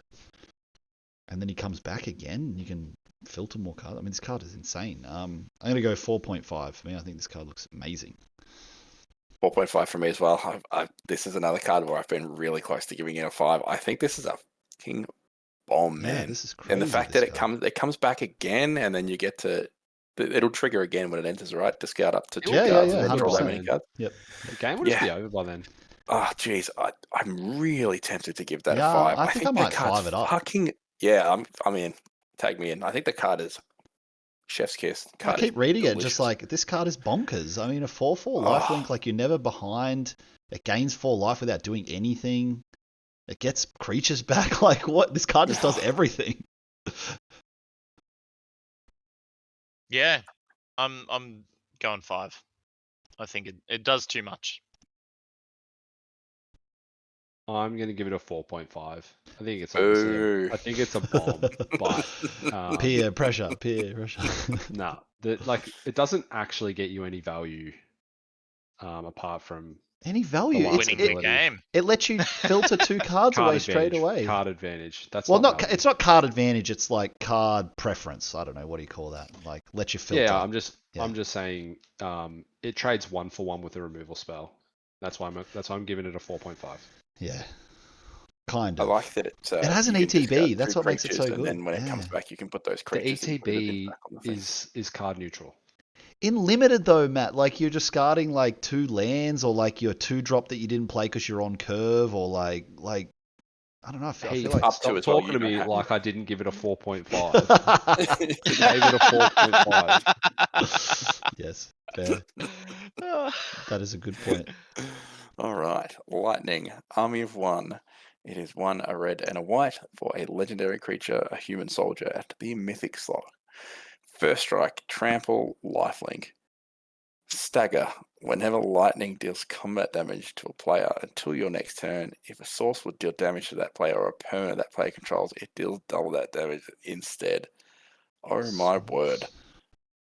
Jeez, Interesting. this is an interesting card. Yeah, like the body kind of sucks, but like, I mean, put one equipment on this, the short sword or the anything cheap on there. I think the card's pretty close to being a bomb as well. It's not quite as good as the previous card, but first strike, trample, and lifelink in itself at the 3 power slot for first strike is really important too. I think there's a big difference between the 2 and the 3.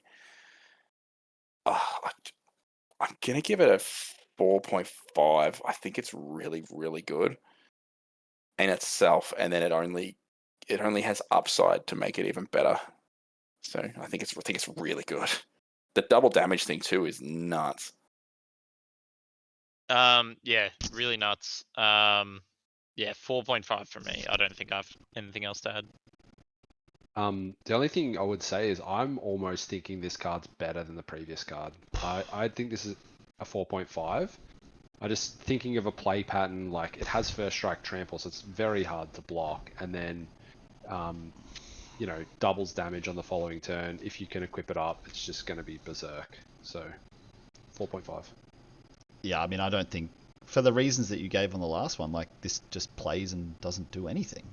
Like, at least the other one lets you discard your 2 worst cards and draw 2 new ones. It just attacks better though, I think. First strike trample doesn't take much to get the damage through. I think my argument for this is its toughness. It just dies to the common deal too. No, as and well. that's totally fair. I can see that. The body is the only reason I didn't give it a 5. I think that X2 with the amount of -2 we've seen is quite relevant. Yeah, I think the card's amazing. It's definitely a 4.5. But the thing I'll say about this card that I notice is you can target itself with the stagger ability. So your next turn, it's essentially a 6 damage first strike, which is insanely hard to block. The other thing is you need to target when it does the damage, so you're really letting your opponent know what your intentions are on the following turn. It also lasts throughout your opponent's turn and your next turn. Am I reading that incorrectly? Sorry, it says whenever it deals damage to a player until your next turn.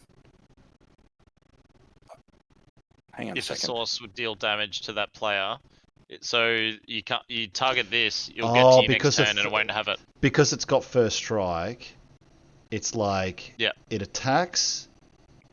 It gets first strike damage, it triggers, you target your creature. And then you target something that doesn't have first strike, and then that is it doubling its power. No, it's not, but it's not targeted though, isn't it? Any damage? Doesn't this first strike, the damage happens, and then every other source of damage is then doubled? Source, it's anything. It's a source. If a source. So if you if you attacked with this and then cast like a burn spell, it's doubled. And then if a normal combat creature deals combat damage, it's doubled. Every single thing. Yeah, that's what I thought. Yeah, that's everything. That's bonkers. Yeah, that's what I honestly think this card's better than the previous one. Yeah, I mean, I'll stay with 4.5. It's not a game winner. I think this one, it just wins the game if it doesn't get killed. I'm going to upgrade to a 5. I think it's just as good as the previous card. I think they're both on par with each other in slightly different ways. I think this card, after having that explanation explained to me and even getting it even more, man, this card fucking hits like a truck. This card is punching dick. I think this is the best 4.5, but I just can't with that 2 toughness. Your bomb can't die to that is the downside. Common. Yeah. Crazy sequence of cards there, though. Yeah, oh my lord, red, white. Zidane, Tantalus Thief, 3 red and a white. 3/3 human mutant scout legendary creature. When it enters, gain control of target creature and opponent controls. Untap it, gains lifelink and haste until end of turn. Whenever an opponent gains control of a permanent from you, you create a treasure token. Like, this is fine. You're playing aggressive. This is a good top end to remove a blocker for a turn. I don't think you really care too much about the treasure token. Lifelink to help race the aggro matchups. I think this is fine. I think I'd say this is probably just a 3. But I could even see the black-white deck splashing for this. Get the Saki boys going. Yeah, but also just to make the treasure as well, and that's another artifact. So, yeah, 3. It's a bad rate for a 5-drop with 3/3, but I mean, it'd be good in the mirror if you're sideboarding in a best of 3. Good in black-white. I don't know. I'm gonna give this a 2.5. Yeah, I think the thing that lets this card down for 5 mana, it like almost reads like it should have haste itself. Yeah, Oh, like it doesn't that. have Like, haste. No, like it that. doesn't. What was the one from the previous set that's in all Zealous- the cube decks? oh. Yeah, Zealous. Whatever Zealous it is. conscripts. that Yeah, one. I thought it Yep. also had haste as well. Yeah, that's what I thought it was. But that card Yeah. Nah. seems better. Yeah, I Gain think control of target creature and opponent. It has to be an opponent as well. So you can't, I don't know, give you 1 or 2 drop haste. I'll just go. I'm sort of on the fence with Matt and Nath. Like, it's a good top No, end for the I Boros deck. think I'm down to a 2.5 now, but I think, yeah. Yeah, I tend to be on a 2.5 as well for this one. Just 5 mana for a 3/3. It's not always going to grab something great, so it's kind of make it a bit more mid. And red-white looks great. You just want so many other red-white cards, I think. I'd give it a whole point higher if it had haste. I'd give it a 3.5, but I'm going to give it a 2.5. Yep, agreed. All right, we're into the green blues. Ignis Scientia. It's 1 green blue, 2/2. When it enters, look at the top 6 cards of your library. You may put a land card from among them onto the battlefield tapped. Put the rest on the bottom. Then it's got an ability, 1 green and blue. Tap it, exile target card from a graveyard. If a creature card was exiled this way, create a food token. 3 mana 2/2 that puts a land onto the battlefield tapped. It's okay. Yeah, obviously it's looking for lands. It's ramping you. Yeah, I'll give this. I mean, I don't really care too much for the food ability. Gonna give this a. I'm just gonna give this a 2 actually. I love it. Yeah, I think in the deck that it wants to be in, it's an easy 3. Could be a splashable card. I think Nath might be onto something. There might be a sort of a soupy deck, or at least a green base multicolored deck happening. And this is the kind of card you really want to see in that, because it'll get you fixing. And look, the ability, the second ability, is not irrelevant. We've seen a few graveyard sort of interactions here. Yeah, I think for me it's a 3. I don't mind it. It's pretty good. 2.5. I'm going to go 3.5. I think this is really, really important. And I think the I've come up with a new recipe ability is quite good to obviously not just hate your opponent's decks, but if you're splashing black for when things leave your graveyard effects, it's going to trigger that. This is obviously a grindy card in a grindy. If it's a grindy format, this is going to overperform, I think. And it's 3.5 for me. Omega Heartless Evolution. 5 colorless, a green and a blue. It's a legendary creature robot. It's 8/8. Wave Cannon. When Omega enters, for each opponent, tap up to 1 target non-land permanent that opponent controls. Put X stun counters on it, on each of those permanents, and gain X life, where X is the number of non-basic lands you control. Yeah, I mean, this is a 7-drop. The ability's pretty good. Tap down their worst creature, probably going to be stun. If you're in this deck, you're probably going to be stunning it for like 3 or 4 turns, which is a lot, especially when you've just played an 8/8. Kind of hard to evaluate, I think. In most decks, this is absolute garbage, but in the right deck, it might be 3.5 top end finisher. I'll just stick with a. I'm just going to go 2.5. It's a really restrictive card if you're just not on a specific deck. Yeah, I pretty much agree. I'm going to give it a 3. Yeah, 3 for me. I really like this card. I like it a lot. I think it's a 3.5. I think in the ramp deck, this is going to be what you want at the top of your curve. So, yeah. The Wandering Minstrel. Blue or green, 2-drop, legendary creature, human bard at the rare slot. Soup. Lands you control enter untapped. The Minstrel's Ballad. At the beginning of combat on your turn, if you control 5 or more towns, create a 2/2 elemental creature token that is all colors. 3 and all the manners. Other creatures you control get +X/+X until the end of turn, where X is the number of towns you control. Right, so we have what seems to be one of the bombs for said town deck. Having all your tap lands enter untapped seems pretty good too. The amount of times where you get slowed down tempo-wise by having your tap lands enter tapped is giant pain, but we've dealt with it for years. Yeah, it's an interesting one. Like, it's one of those ones that's really good in that deck. You could probably play it in some kind of soup deck as well. I like the token ability because, yeah, you'll probably have 5 or more towns in that deck.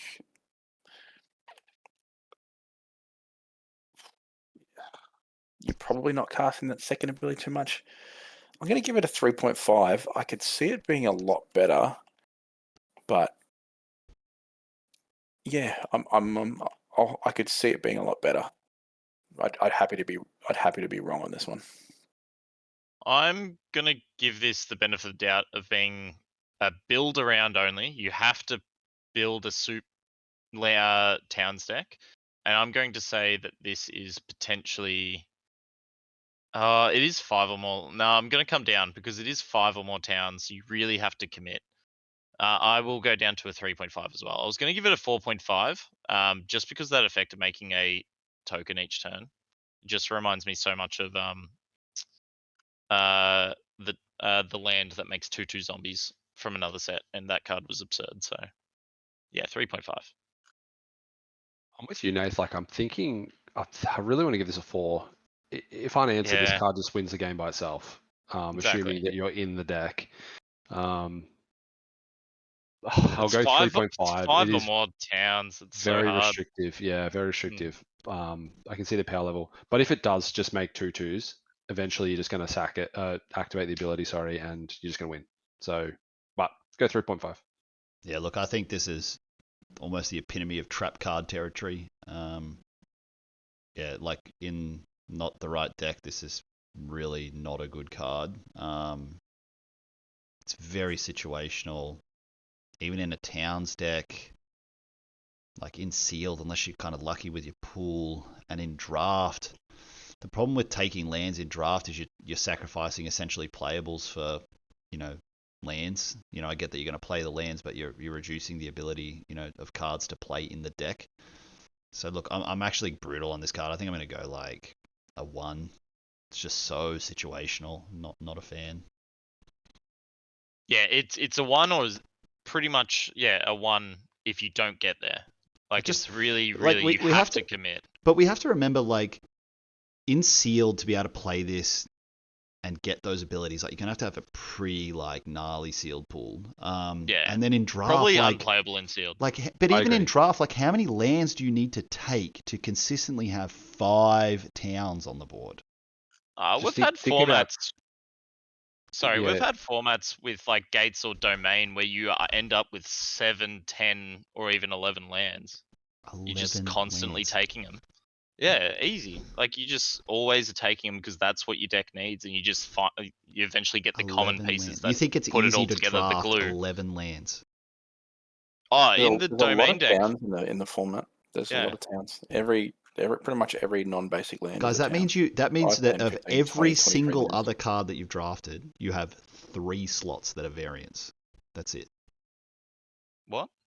You only get to draft 45 cards. Yeah, probably. Like, you normally, when in the past, when you've drafted similar, I'm thinking like the domain deck. I guess it's not a great one because yes, you can play basics as well, but you're taking a lot of the tap lands so you can cast everything. But you've taken lands and you don't have much of a sideboard. You just have to play with the rest that you got. But normally you just get the glue. Obviously, maybe it doesn't work out in this format if people are taking your glue cards for the other decks. But yeah, look, I think this is really big trap card territory. Be very cautious of playing this card. That's my.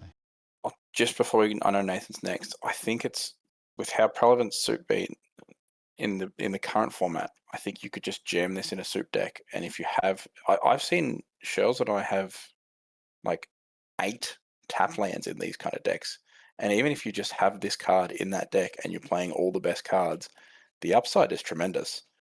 and it's a 1/3 for 2, like at worst. So in those decks, you pretty much just I'm playing all the bombs. I have to get to my bombs, so that's what you do. So then this kind of rewards you for playing all those lands, and I think it could get there. That's why I gave it a 3.5. But yeah, I could see where you're coming from, Heath, as well. Noctis, Prince of Lucius. 1 an Esper for a 4/3 lifelink. You may cast artifact spells from your graveyard by paying 3 life in addition to paying their other costs. If you cast this spell this way, this artifact enters with a finality counter on it. Yeah, this is quite good. Reanimate on a stick for your artifacts. I'm gonna give it, and it's got lifelink itself. Decent rate. Doesn't really attack too well because of the 3 toughness. I'll give it a 4. The only thing really holding this card back is the Esper mana cost. Great ability, but you do need to set up artifacts in the bin. I'm going to give it a 4 as well. Yeah, look, I think it's a 3.5 because of the Esper. I don't think this card is powerful enough to push you into one of these colors if you're blue-black or white-blue. It's a bit restrictive on the artifacts only. Actually, I'm going to come down. I think this is a 3. I'm actually down to a 3.5. That's 3.5 for me. Kefka, Court Mage, 2 and Grixis mana. Legend 4/5. Whenever Kefka attacks or enters or attacks, each player discards a card. Then you draw a card for each card type among cards discarded this way. Tap 8. Each opponent sacrifices a permanent of their choice. Transform Kefka. Then becomes a 5/7 flyer. Whenever an opponent loses life during your turn, you draw that many cards. Okay.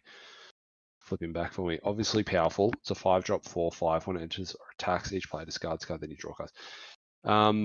So just so I'm clear, if you discarded like an enchantment, like a Saga enchantment creature, would that draw 2 cards? Am I reading that right? I believe so. Yeah, if it's an artifact creature, do you draw 2 cards? Artifact creature? Yeah, but it's you and your opponent discarding, so it'll be the sum of both. Then do you draw a card for each card type? Yeah, okay, so you could So if you discard a land, it's not unlikely and to your draw opponent like 3 discards or a 4 cards creature, off this. Yeah, so is enchantment can. creature 2? Yeah, that's what we're saying. I would have thought so. So like, let's Yeah. just say you're going to get probably, well, 1 card on average, but probably more than 1. Yeah, I mean, this card is strong as. If you get to 8 mana, you can tap 8 and make it a 5/7 flyer. What was the ability again? It was when it loses damage, you draw cards. Oh, you draw. Yeah, whenever an opponent loses life during your turn, you draw a card. So it's like going to draw 5 if it gets a hit in. Grixis is a tough mana requirement, but I'm going to give this a 4.5. Yeah, like, all the things we talked about. It's got a strong ability. The first one is really interesting. The 8 is each opponent sacrifices a permanent is very meh, because if you're doing this at 8, it's just like, I would say 99 times out of 100 it's going to be a land, so it's kind of whatever. This ability is quite good. I think it's a 5. A 4. Again, just more on the restriction of the mana costs. I just don't know if this card is that good that it's going to force you into one of these third colors. It's hard to say. I think the first ability is what puts it amazing. Like if your opponent's discarding a card and you're drawing 2, and discarding a card, I think it's really good. Yep. But agreed. Yeah. It's a 4 for me. 4.5. I think I'm rating these cards based on if you've got the deck with the mana. So I'm assuming if you're putting this in your deck, you can cast it. It's a good effect. 4.5. Yeah, I mean, the challenge I have with like 4.5s and stuff is like, for me, this is absolutely not a pack one, pick one. I don't think this card is powerful enough to be a build around in 3 colors. But yeah, obviously, buyer's choice. Choco, Seeker of Paradise. 1 green, blue, and a white. It is a legendary bird at the rare slot at 3/5. Whenever one or more birds you control attacks, look at that many cards from the top of your library. You may put one of them into your hand, then put any number of land cards from among them onto the battlefield tapped, and the rest into your graveyard. Landfall, whenever a land you control enters, Choco gets +1/+0 until the end of turn.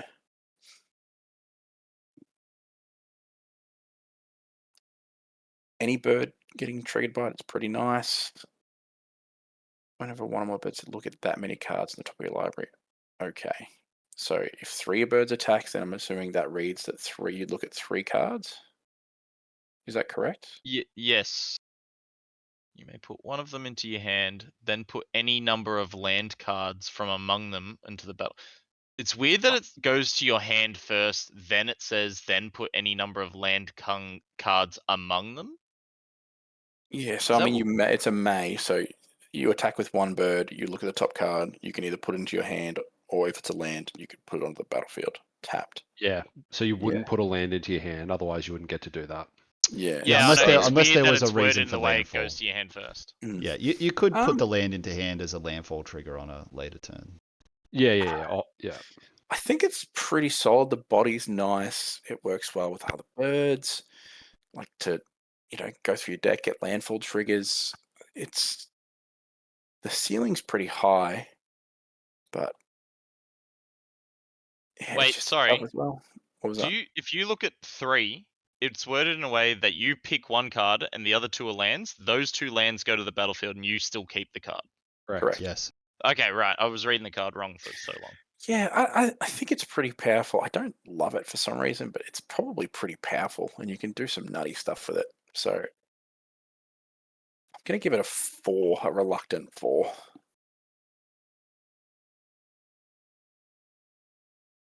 Yeah, I'll just say 4. It's probably higher. I concur. I think it's a 4, but could be higher.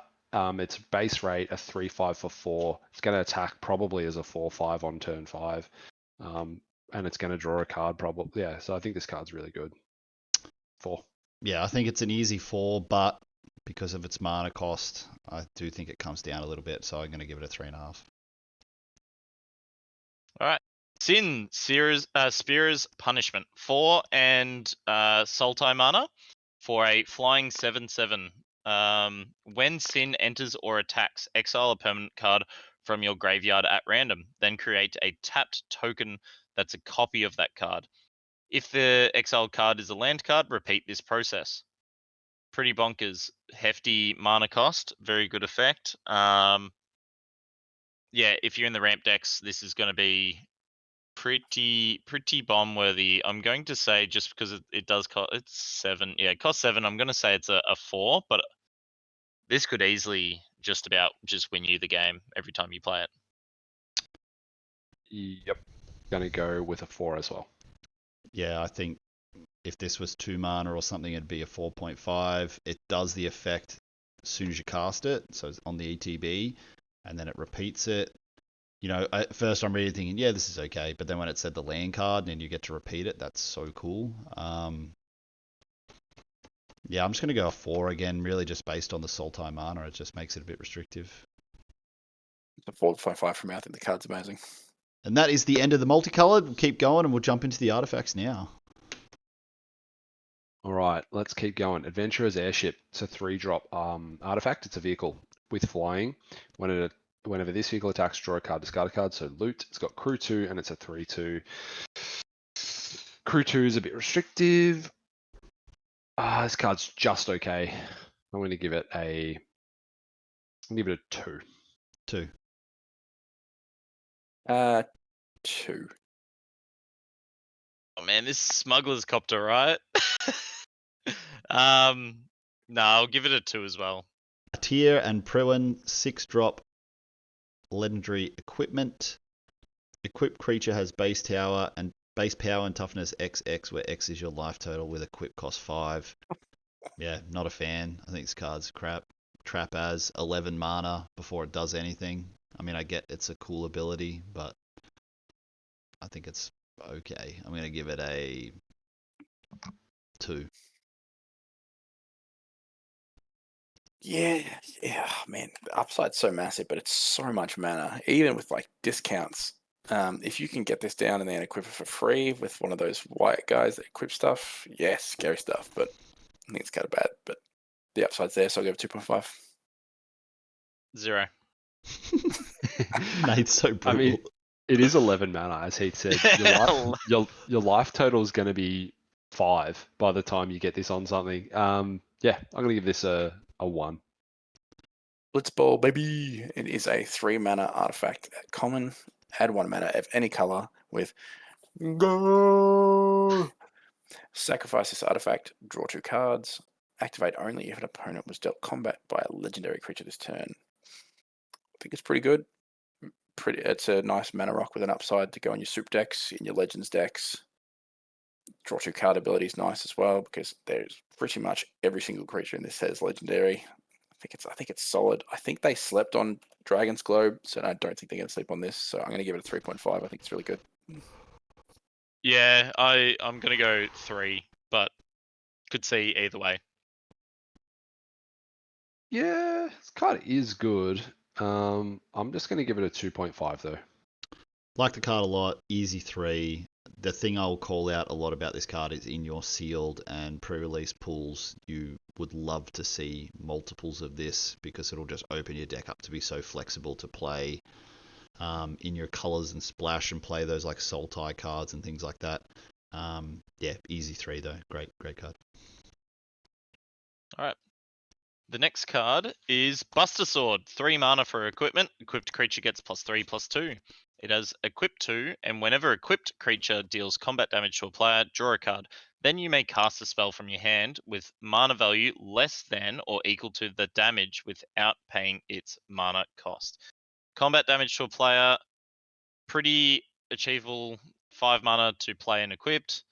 Big buff. I think this card is very, very good. I'm going to say this is a 3.5. Oh, it says draw a card. I'm going to give it a 4. Yep, I'm on a 4 for this as well. I think this is the equip cost is cheap enough. It gives it a good buff. Yeah, 4. Yeah, look, the stats on this card's really good. +3/+2 is really high. Equip 2 is one of the lower end equipments we've seen. We have seen some reduction cards, so equipping this for 1 or free is going to be really good.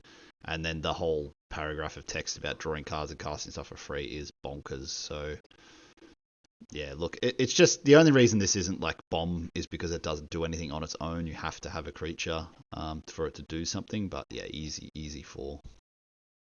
4.5 for me. I also love that you can equip it to Cloud for free. I think that's a really cool little. It's almost like they designed it that way. Elixir, 1 mana artifact. It enters tapped, tap 5, tap it, and exile this artifact. Shuffle all non-land cards from your graveyard into your library. You gain life equal to the number of cards shuffled into your library this way. This card's great. This card is not great. I'm going to give this a 0.5. It's a 0. This card's terrible. 0.5 for the sideboard and the sealed, where Yep. for some reason someone's trying to mill you. My man up there said it. This is strictly a sideboard card only. It is only for, yeah, if someone's trying to mill you, or also if you're green-black, I think, or blue-black. Excalibur 2. It costs 1. It's a legendary equipment.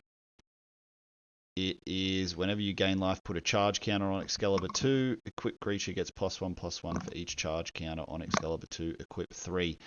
There was an artifact we saw in white or blue. No, it was blue, and it gave like permanent prowess to a creature. I like this a lot more than that, and I said specifically on that card, if it put the counters on the equipment, it was also a rare.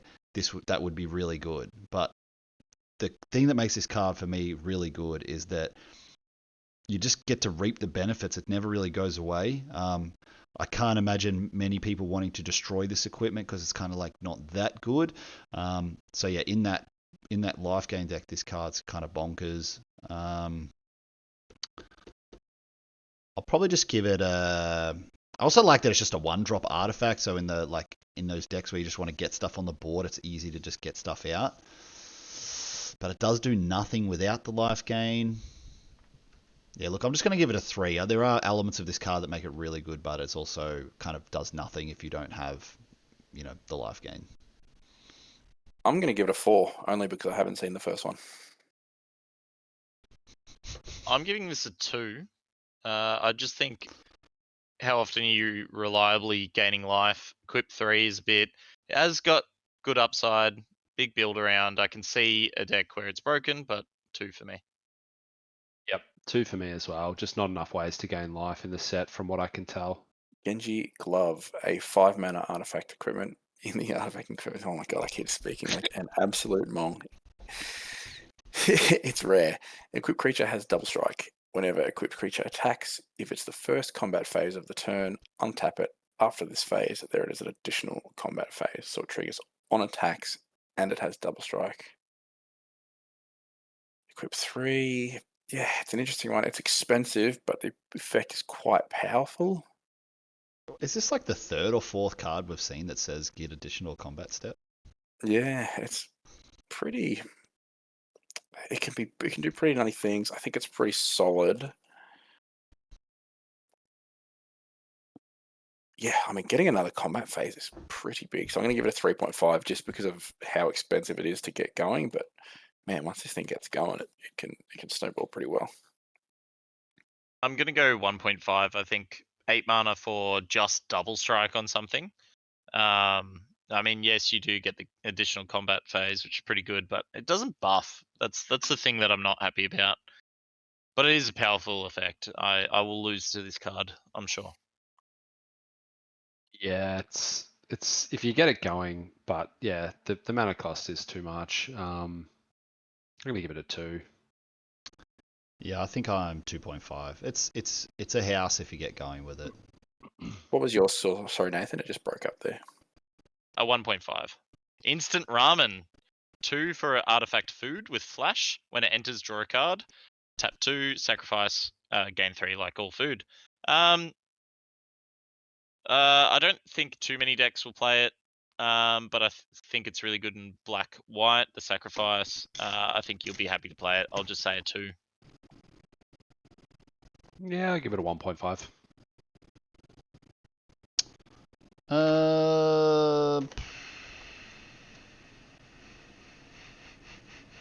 Yeah, 1.5. It's mid.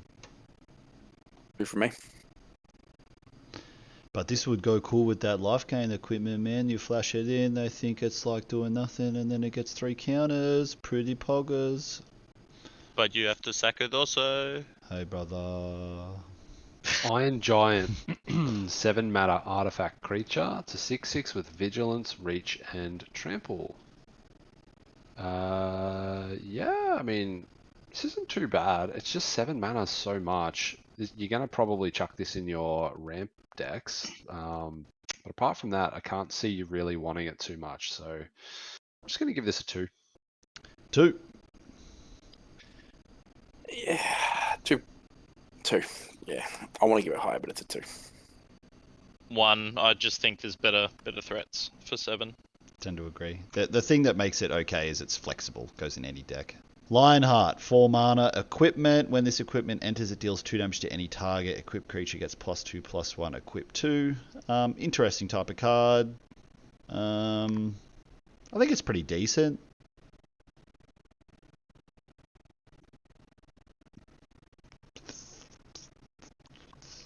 $2.5. 3 from me, I like it. I was close. I'll go 2. I just think it's a little clunky, but it could be very good. Yeah, I'm gonna give it a 3. I think getting to kill a bad creature and then having it stick around and give advantage later is good enough to justify the price tag. So give it a 3. It kind of made me I think just of think- Glassworks. Like that was a bit better, a bit more upside, but not as good as having a +2/+1 equipment later in the game. It's kind of like. But it was a deal 4 for Yeah. 3 mana. It's a bit different. I just think all the other equipment are going to be like mini 2-for-1s. This is sort of a 2-for-1, but then you have to pay more mana to equip, so I think that's what drops it. Just a bit awkward. I do like it, but it's a bit awkward.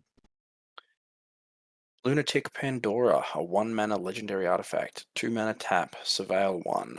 6-mana tap, sacrifice Lunatic Pandora, destroy target non-land permanent. Yeah, it's alright. I'll give it a 3. 3. Bowler. I'll go 1.5. I'll go a 1. I just don't think you want to play it. Yep, I hate this card. Too expensive. I give it a 1. Yeah, I'm like, yeah, I play it 1.5. very rarely. 1.5. Magic Pot, 3 mana for an artifact creature Goblin Construct. For a 1/4. When this creature dies, create a treasure token. There's that treasure token that we've been looking for. 2, and tap, exile target card from a graveyard. I'm just going to say 1.5. The exile graveyard might come up. Yeah, 1.5. I'm going to give this a 1. 1.5. Magitech Scythe, 4 mana equipment. When this equipment enters, you may attach it to target creature you control. If you do, that creature gains first strike until end of turn and must be blocked this turn. If able, the equipped creature gets +2/+1, and the equip cost is 2. Mm. Yeah, I mean, this is going to play like a removal spell. I mean, obviously you need a creature in play, but 4 mana to turn even just say a 3-power creature into a 5-power first striker. It gets blocked by probably their worst creature, and then sticks around. So, yep, I think this card's pretty good. I'm going to give it a 3. It's kind of on a similar level as the uncommon from earlier. Yeah, it's 6 mana investment, still pretty play aroundable. It's only 4. It attaches immediately. When this equipment enters, you may attach it. Oh, okay, so it does work straight away. Yeah, all right, 3. 3 from me. 3 for me. I really like this a lot more because it attaches. Monk's Fist, 2 mana artifact equipment with job select. Equipped creature gets +1/+0 and is a monk equipped to. Yeah, this is just filler as 1.5. 2 because of job select. There's that's it. Yeah, 2 from me as well. I give this a 1. I like it. Poo poo oof ooh. It is a 2-mana artifact creature, construct alien at uncommon. It is flying with. You may put a land card from your hand onto the battlefield. And 3, until the end of turn, this creature's base power becomes equal to the number of towns you control.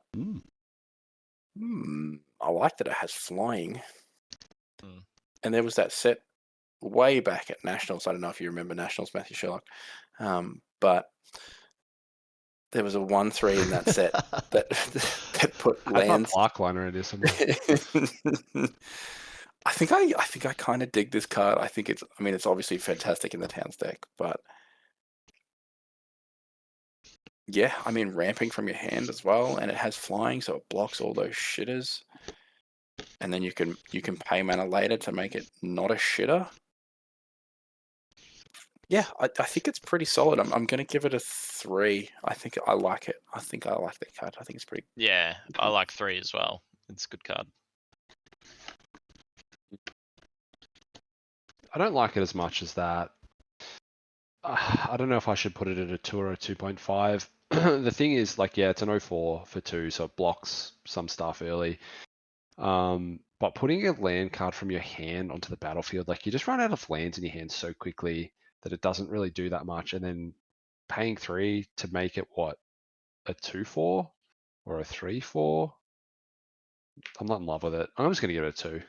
2. Relentless X ATM 092, whatever that is.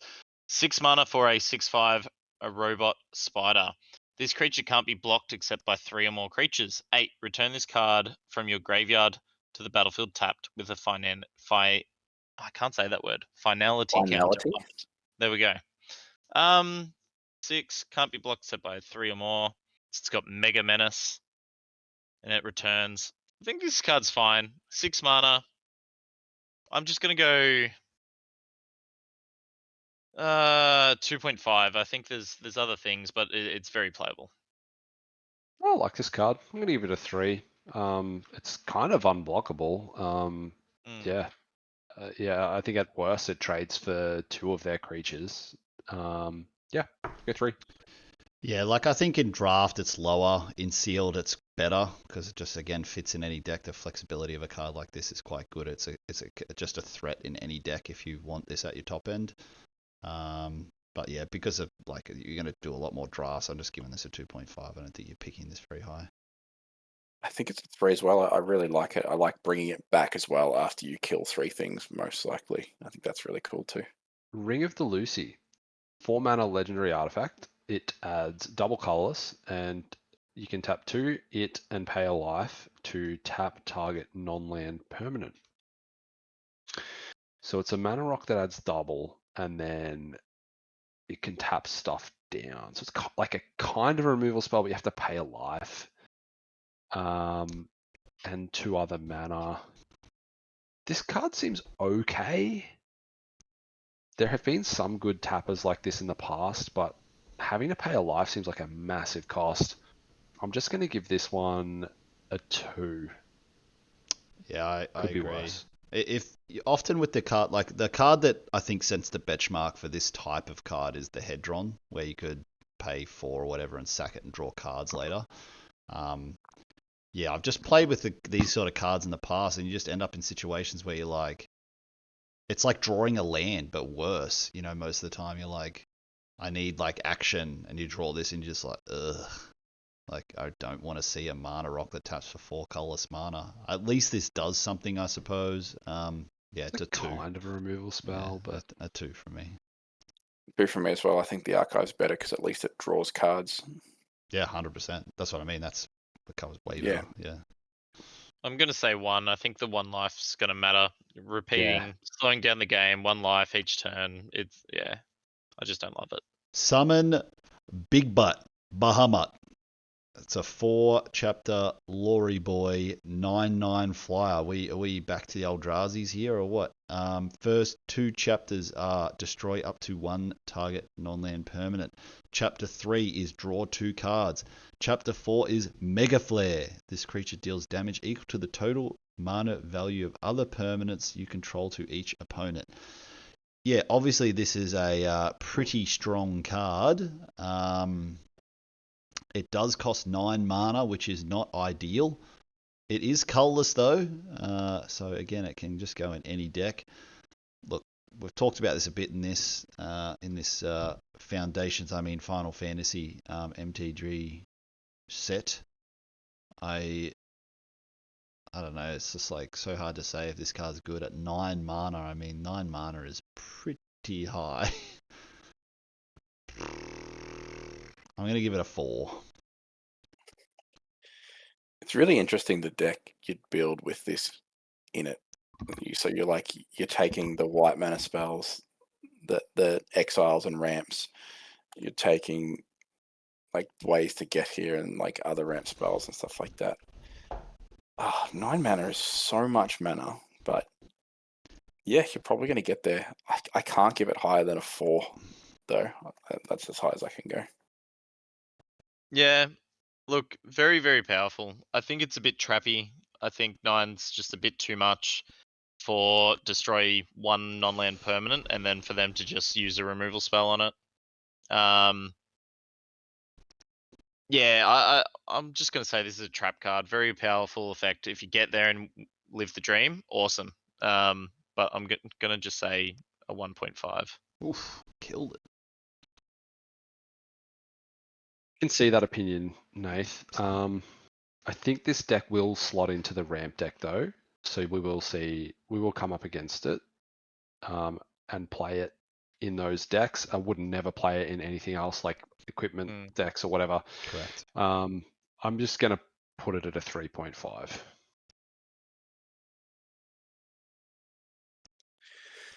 The Masamune. Did I say that right, Nathan Jones? I think so. cool. It is a 3-mana legendary artifact equipment at the rare slot. As long as equipped creature is attacking, it has first strike and must be blocked if able. Equipped creature has, if a creature dying causes a triggered ability of this creature or an emblem you own to trigger, that ability triggers an additional time.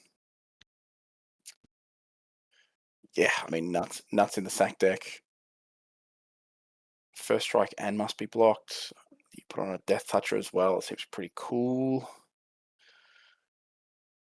Yeah, I think it's pretty solid. It's pretty cheap to equip as well, so it's always going to hang around. You're going to be able to flick it between creatures. I think it's a really solid card. I'm going to give it a 3.5. I think it's nice. I just can't justify paying 5 mana just to give my creature first strike. And it doesn't get any pumps. I just think it's a 1.5. I can't pay that much and not make sure my dude gets bigger and can get in. So I do like it. It's just I can't do it. Is this Sephiroth's sword, Nathan? Yeah, it is. That's Sephiroth Why? holding it. Yeah, that's what I thought. It's just hard because it's so long, it's hard to see in the image. But why isn't it a That's what mythic she like said. the Buster Sword? Anyway, Yeah, I don't know. yeah, I mean this card is good. It's going to go well in the equipment deck. I'm going to give it a 2.5 based on that. Yeah, I think Nathan had good takes on it. I was kind of sitting at like a 3-ish, but yeah, you might be right. It might be like a 2. Might be a bit of a trap card. Really not that great. The Rolls Royce. The Regalia! 4 for a 4/4 vehicle with haste. Here we go. That's this is the vehicle for the vehicle card. Whenever the Regalia attacks, reveal cards from the top of your library until you reveal a land card. Put that card onto the battlefield tapped, and the rest on the bottom of your library in a random order. Crew 1 is nice. So there was the green card in Aether Drift that cost 3. That was Crew 4. Didn't have haste. I think this is similar to that level, but it doesn't get as big. I'm going to say this is 3.5. I think you're pretty happy to play this. Yep, I think I have the same opinion. Yep, it's a 3.5. Like having haste is nice. Getting to ramp, it's just not a massive body, but 3.5. You'll play it in pretty much every deck. Yeah, card's decent. 3.5. Same for me. Ultima, Origin of Oblivion. This looks like an Eldrazi 2, Heath. 5 mana, legend to God, 4/4 with flying. Whenever Ultima attacks, put a blight counter on target land. For as long as that land has a blight counter on it, it loses all land types and abilities and has just tap for 1 colorless. Whenever you tap a land for colorless, add an additional colorless. Okay, so you can hit their lands when it attacks for as long as the land is a blight counter. Okay, so you can put it on their lands to turn it off colors, or you can put it on your lands, which would also ramp. turn it off colors, but it would add an additional colorless when you tapped it. Yeah, I mean this card's nice. This card could be a real pain to play against. Turning off colors of your opponent. That's where I see it probably having the best value, but on its face, 5 mana, 4/4 fly is solid. Give it a 3.5. Agreed. 3.5. Yep, agree. Now, rules question. If I kill Ultima, does it still have the text? It will still have the blight counter, but does it still have the text that it only taps through colorless? Couldn't tell you. I have a feeling it will be able to tap for colors again. It just has a blight counter. I'm not 100% sure. So I'm still going 3.5. I still like that card, but I don't think it turns off the land for good. I probably agree, Nathan, but I'm not 100% sure. Yeah, I'm not 100% either. Ultima Weapon. 7 mana. God, this set is so expensive. It's like hard to get used to it. Cash-wise it's a too. legendary artifact. Equipped creature attacks, destroy target creature an opponent controls. Equipped creature gets +7/+7 and has equip 7. I mean, I think this card is, without cheating it on something, it's so bad. It's literally 14 mana before it does anything. Yeah, look, I think I can't really give this more than a 1. It's so situational, but it's obviously very powerful if you get it going. Yeah, I mean, if you can equip it for free, which is how did we do that? It was with the 2-drop from the white set. Even with Weapons Uh, Vendor though, the white one, it's equipped for 1 anything, right? Yeah, weapons vendor is your way to cheat this on. That's the way we're looking for. That's yeah. Yeah. Yep. I mean, yeah, in a perfect world, in a perfect game, you're gonna go, "Oh, look at me, I'm destroying the world." But yeah, I agree with Heath. I'm gonna give it like a 1.5. Yeah, I'm going to give it a 0. In your equipment deck, even with weapons vendor, do you really want to play a 7 mana do nothing? Agreed. 0.5 for me.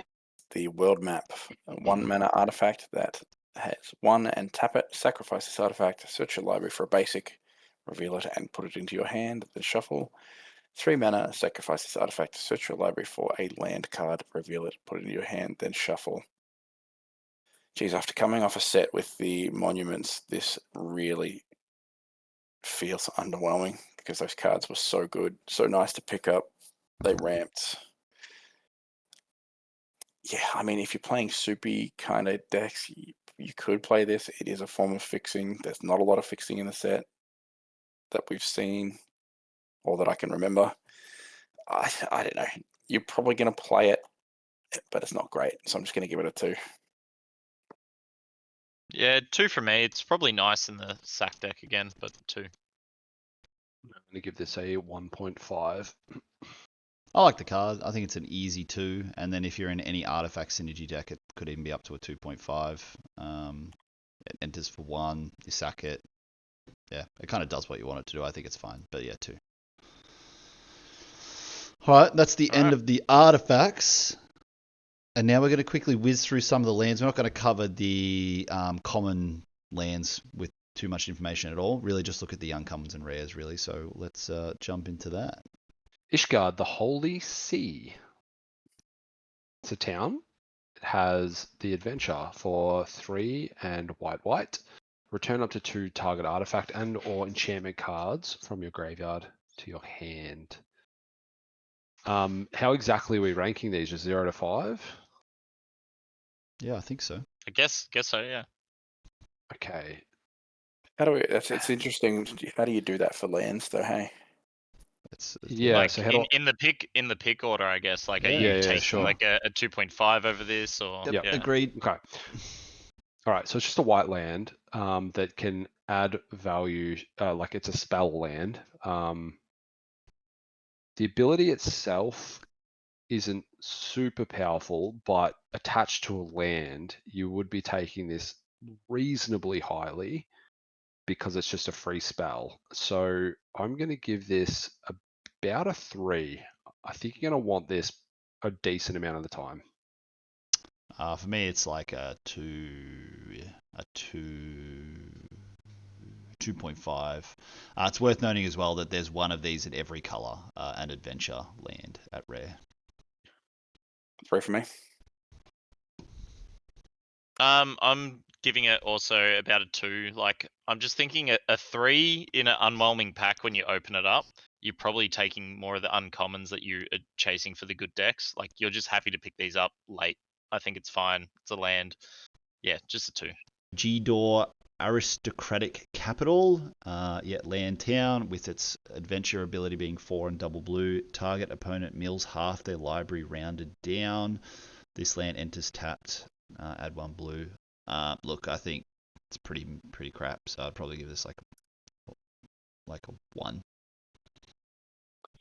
I'm going to give it a 2.5. I'm going to be pretty generous on all the lands because, as Shills mentioned, like they're free spells that are attached to lands. Like there's just built-in inherent value. Even if the spell's kind of crummy, you're getting value for a Yeah. land.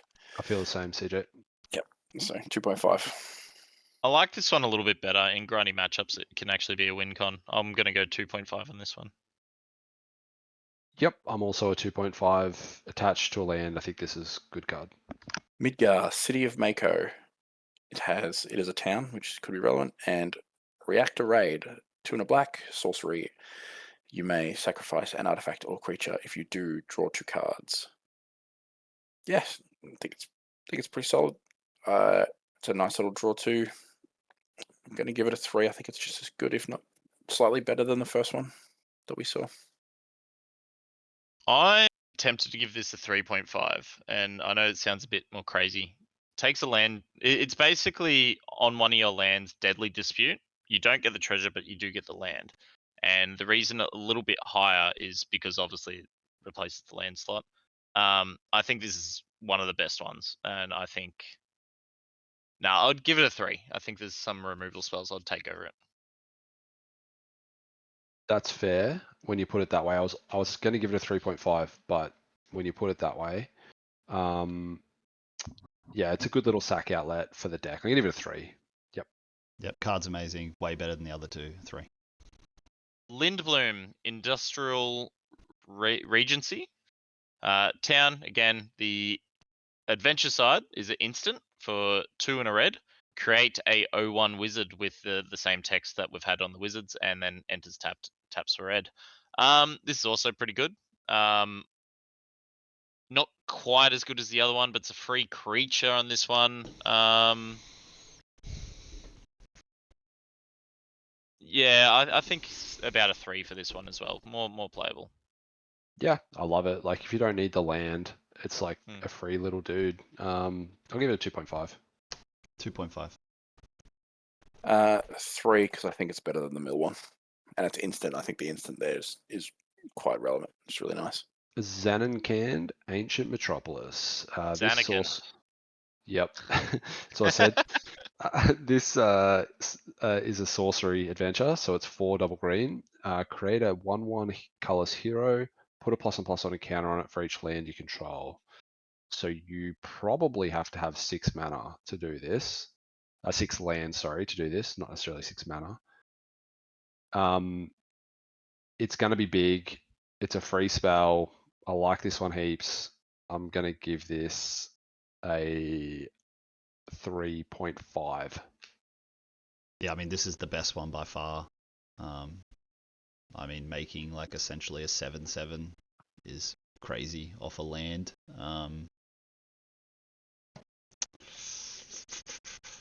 I mean, just because it is better than the black one and I gave that a 3, I'm going to put this as a 3.5. Are we rating the lands in comparison to the other cards in the set, or are the Yes. lands a category of their own? No, I'm No, putting that in on the par set. with everything. Yeah. Yeah, because I want to give this a 4 so bad, but then I compare the other 4s that we've given and seeing like that, so it's a 3.5 for me as well. But I think it's really, really good. Like there's huge value in that. Yeah, It's 3.5. Being able to search this up though with your town stuff to put to hand might actually push it to a 4 though. But 3.5 for now. Balam Garden Seed Academy. Land town, enters tapped, adds blue or green, and you can pay 5, a green and a blue. Transform this land. It costs 1 less for each town you control, and it turns into Balam Garden Airborne. It's a 5/4 flyer. Whenever it attacks, draw a card for crew 1. Wow, it's actually really good. Yeah, I think this is on par with like the green or the black one, so I'll probably put this as a 3.5. I'll give this. Same. I think it's really good. Yep, I'm in accordance with that. Capital City is the tap of any color, and you can cycle it. I think it's pretty decent. I don't think it's like a high pick unless you're in a multicolored deck. Great in your sealed or pre-release pool. Probably like a decent like 2-ish or 2.5 depending on where you're at. Yeah, I think we can all agree probably a 2 across the board. It's pretty nice filler. I mean, having Yeah, I'm cycling on agreeing a with land you is guys. pretty nice. Cycling on a land is quite good. Yeah. Clive's Hideaway, land, town, Hideaway 4. When this land enters, look at the top 4 cards of your library, exile 1 face down, then put the rest in the bottom in a random order. It taps for a colorless and 2 and tap it. You may play the exiled card without paying its mana cost if you control 4 or more legendary creatures. Interesting. Legendary's artifact creatures as well. Yeah, it's a hard one because it could be quite good. capped at 4. I think because it's pretty specific and lane dependent, I'm going to give it a 2.5. But yeah, Yeah, I could do some things. I'm at 2.5 for this as well. I'm a bit lower. I think there's a real cost adding colorless lands to your deck, and you're not going to turn it on too often. I know there's a lot of legends, but having 4, only a 1.5. Yeah, I think it's a 2. Again, in your sealed and your pre-release pools, if you've got it, you're probably going to play it. Like, it's worth it for kind of the memeing if you've got it. But as a draft card, it's low. Crossroads Village enters tapped. When it enters, you choose a color and it taps for the chosen color. This is fine. Like, probably about the same rate as the dual lands, to be honest. Yeah, slightly higher it- if you're in the multi-decks. Yeah, I'd give this a 1.5 or a 2 because it is a town. Yeah, I'm probably a 2 on it. It is Yeah. going to be a high pick Yeah, if 2. and it lets you splash for those Grixis rares and shit like that, those triple mana cost rares and stuff that we've seen. So it's decent. Yep. Eden, Seed of the Sanctum, colorless land, but it is a town. Tap 5 and it mill 2 cards. Then you may sacrifice this land. When you do, return another target permanent card from your graveyard to your hand. I'm so low on colorless lands. It has an effect that does something, but I just hate not having my colors. I don't play these cards very often. I'm going to give this a 0.5.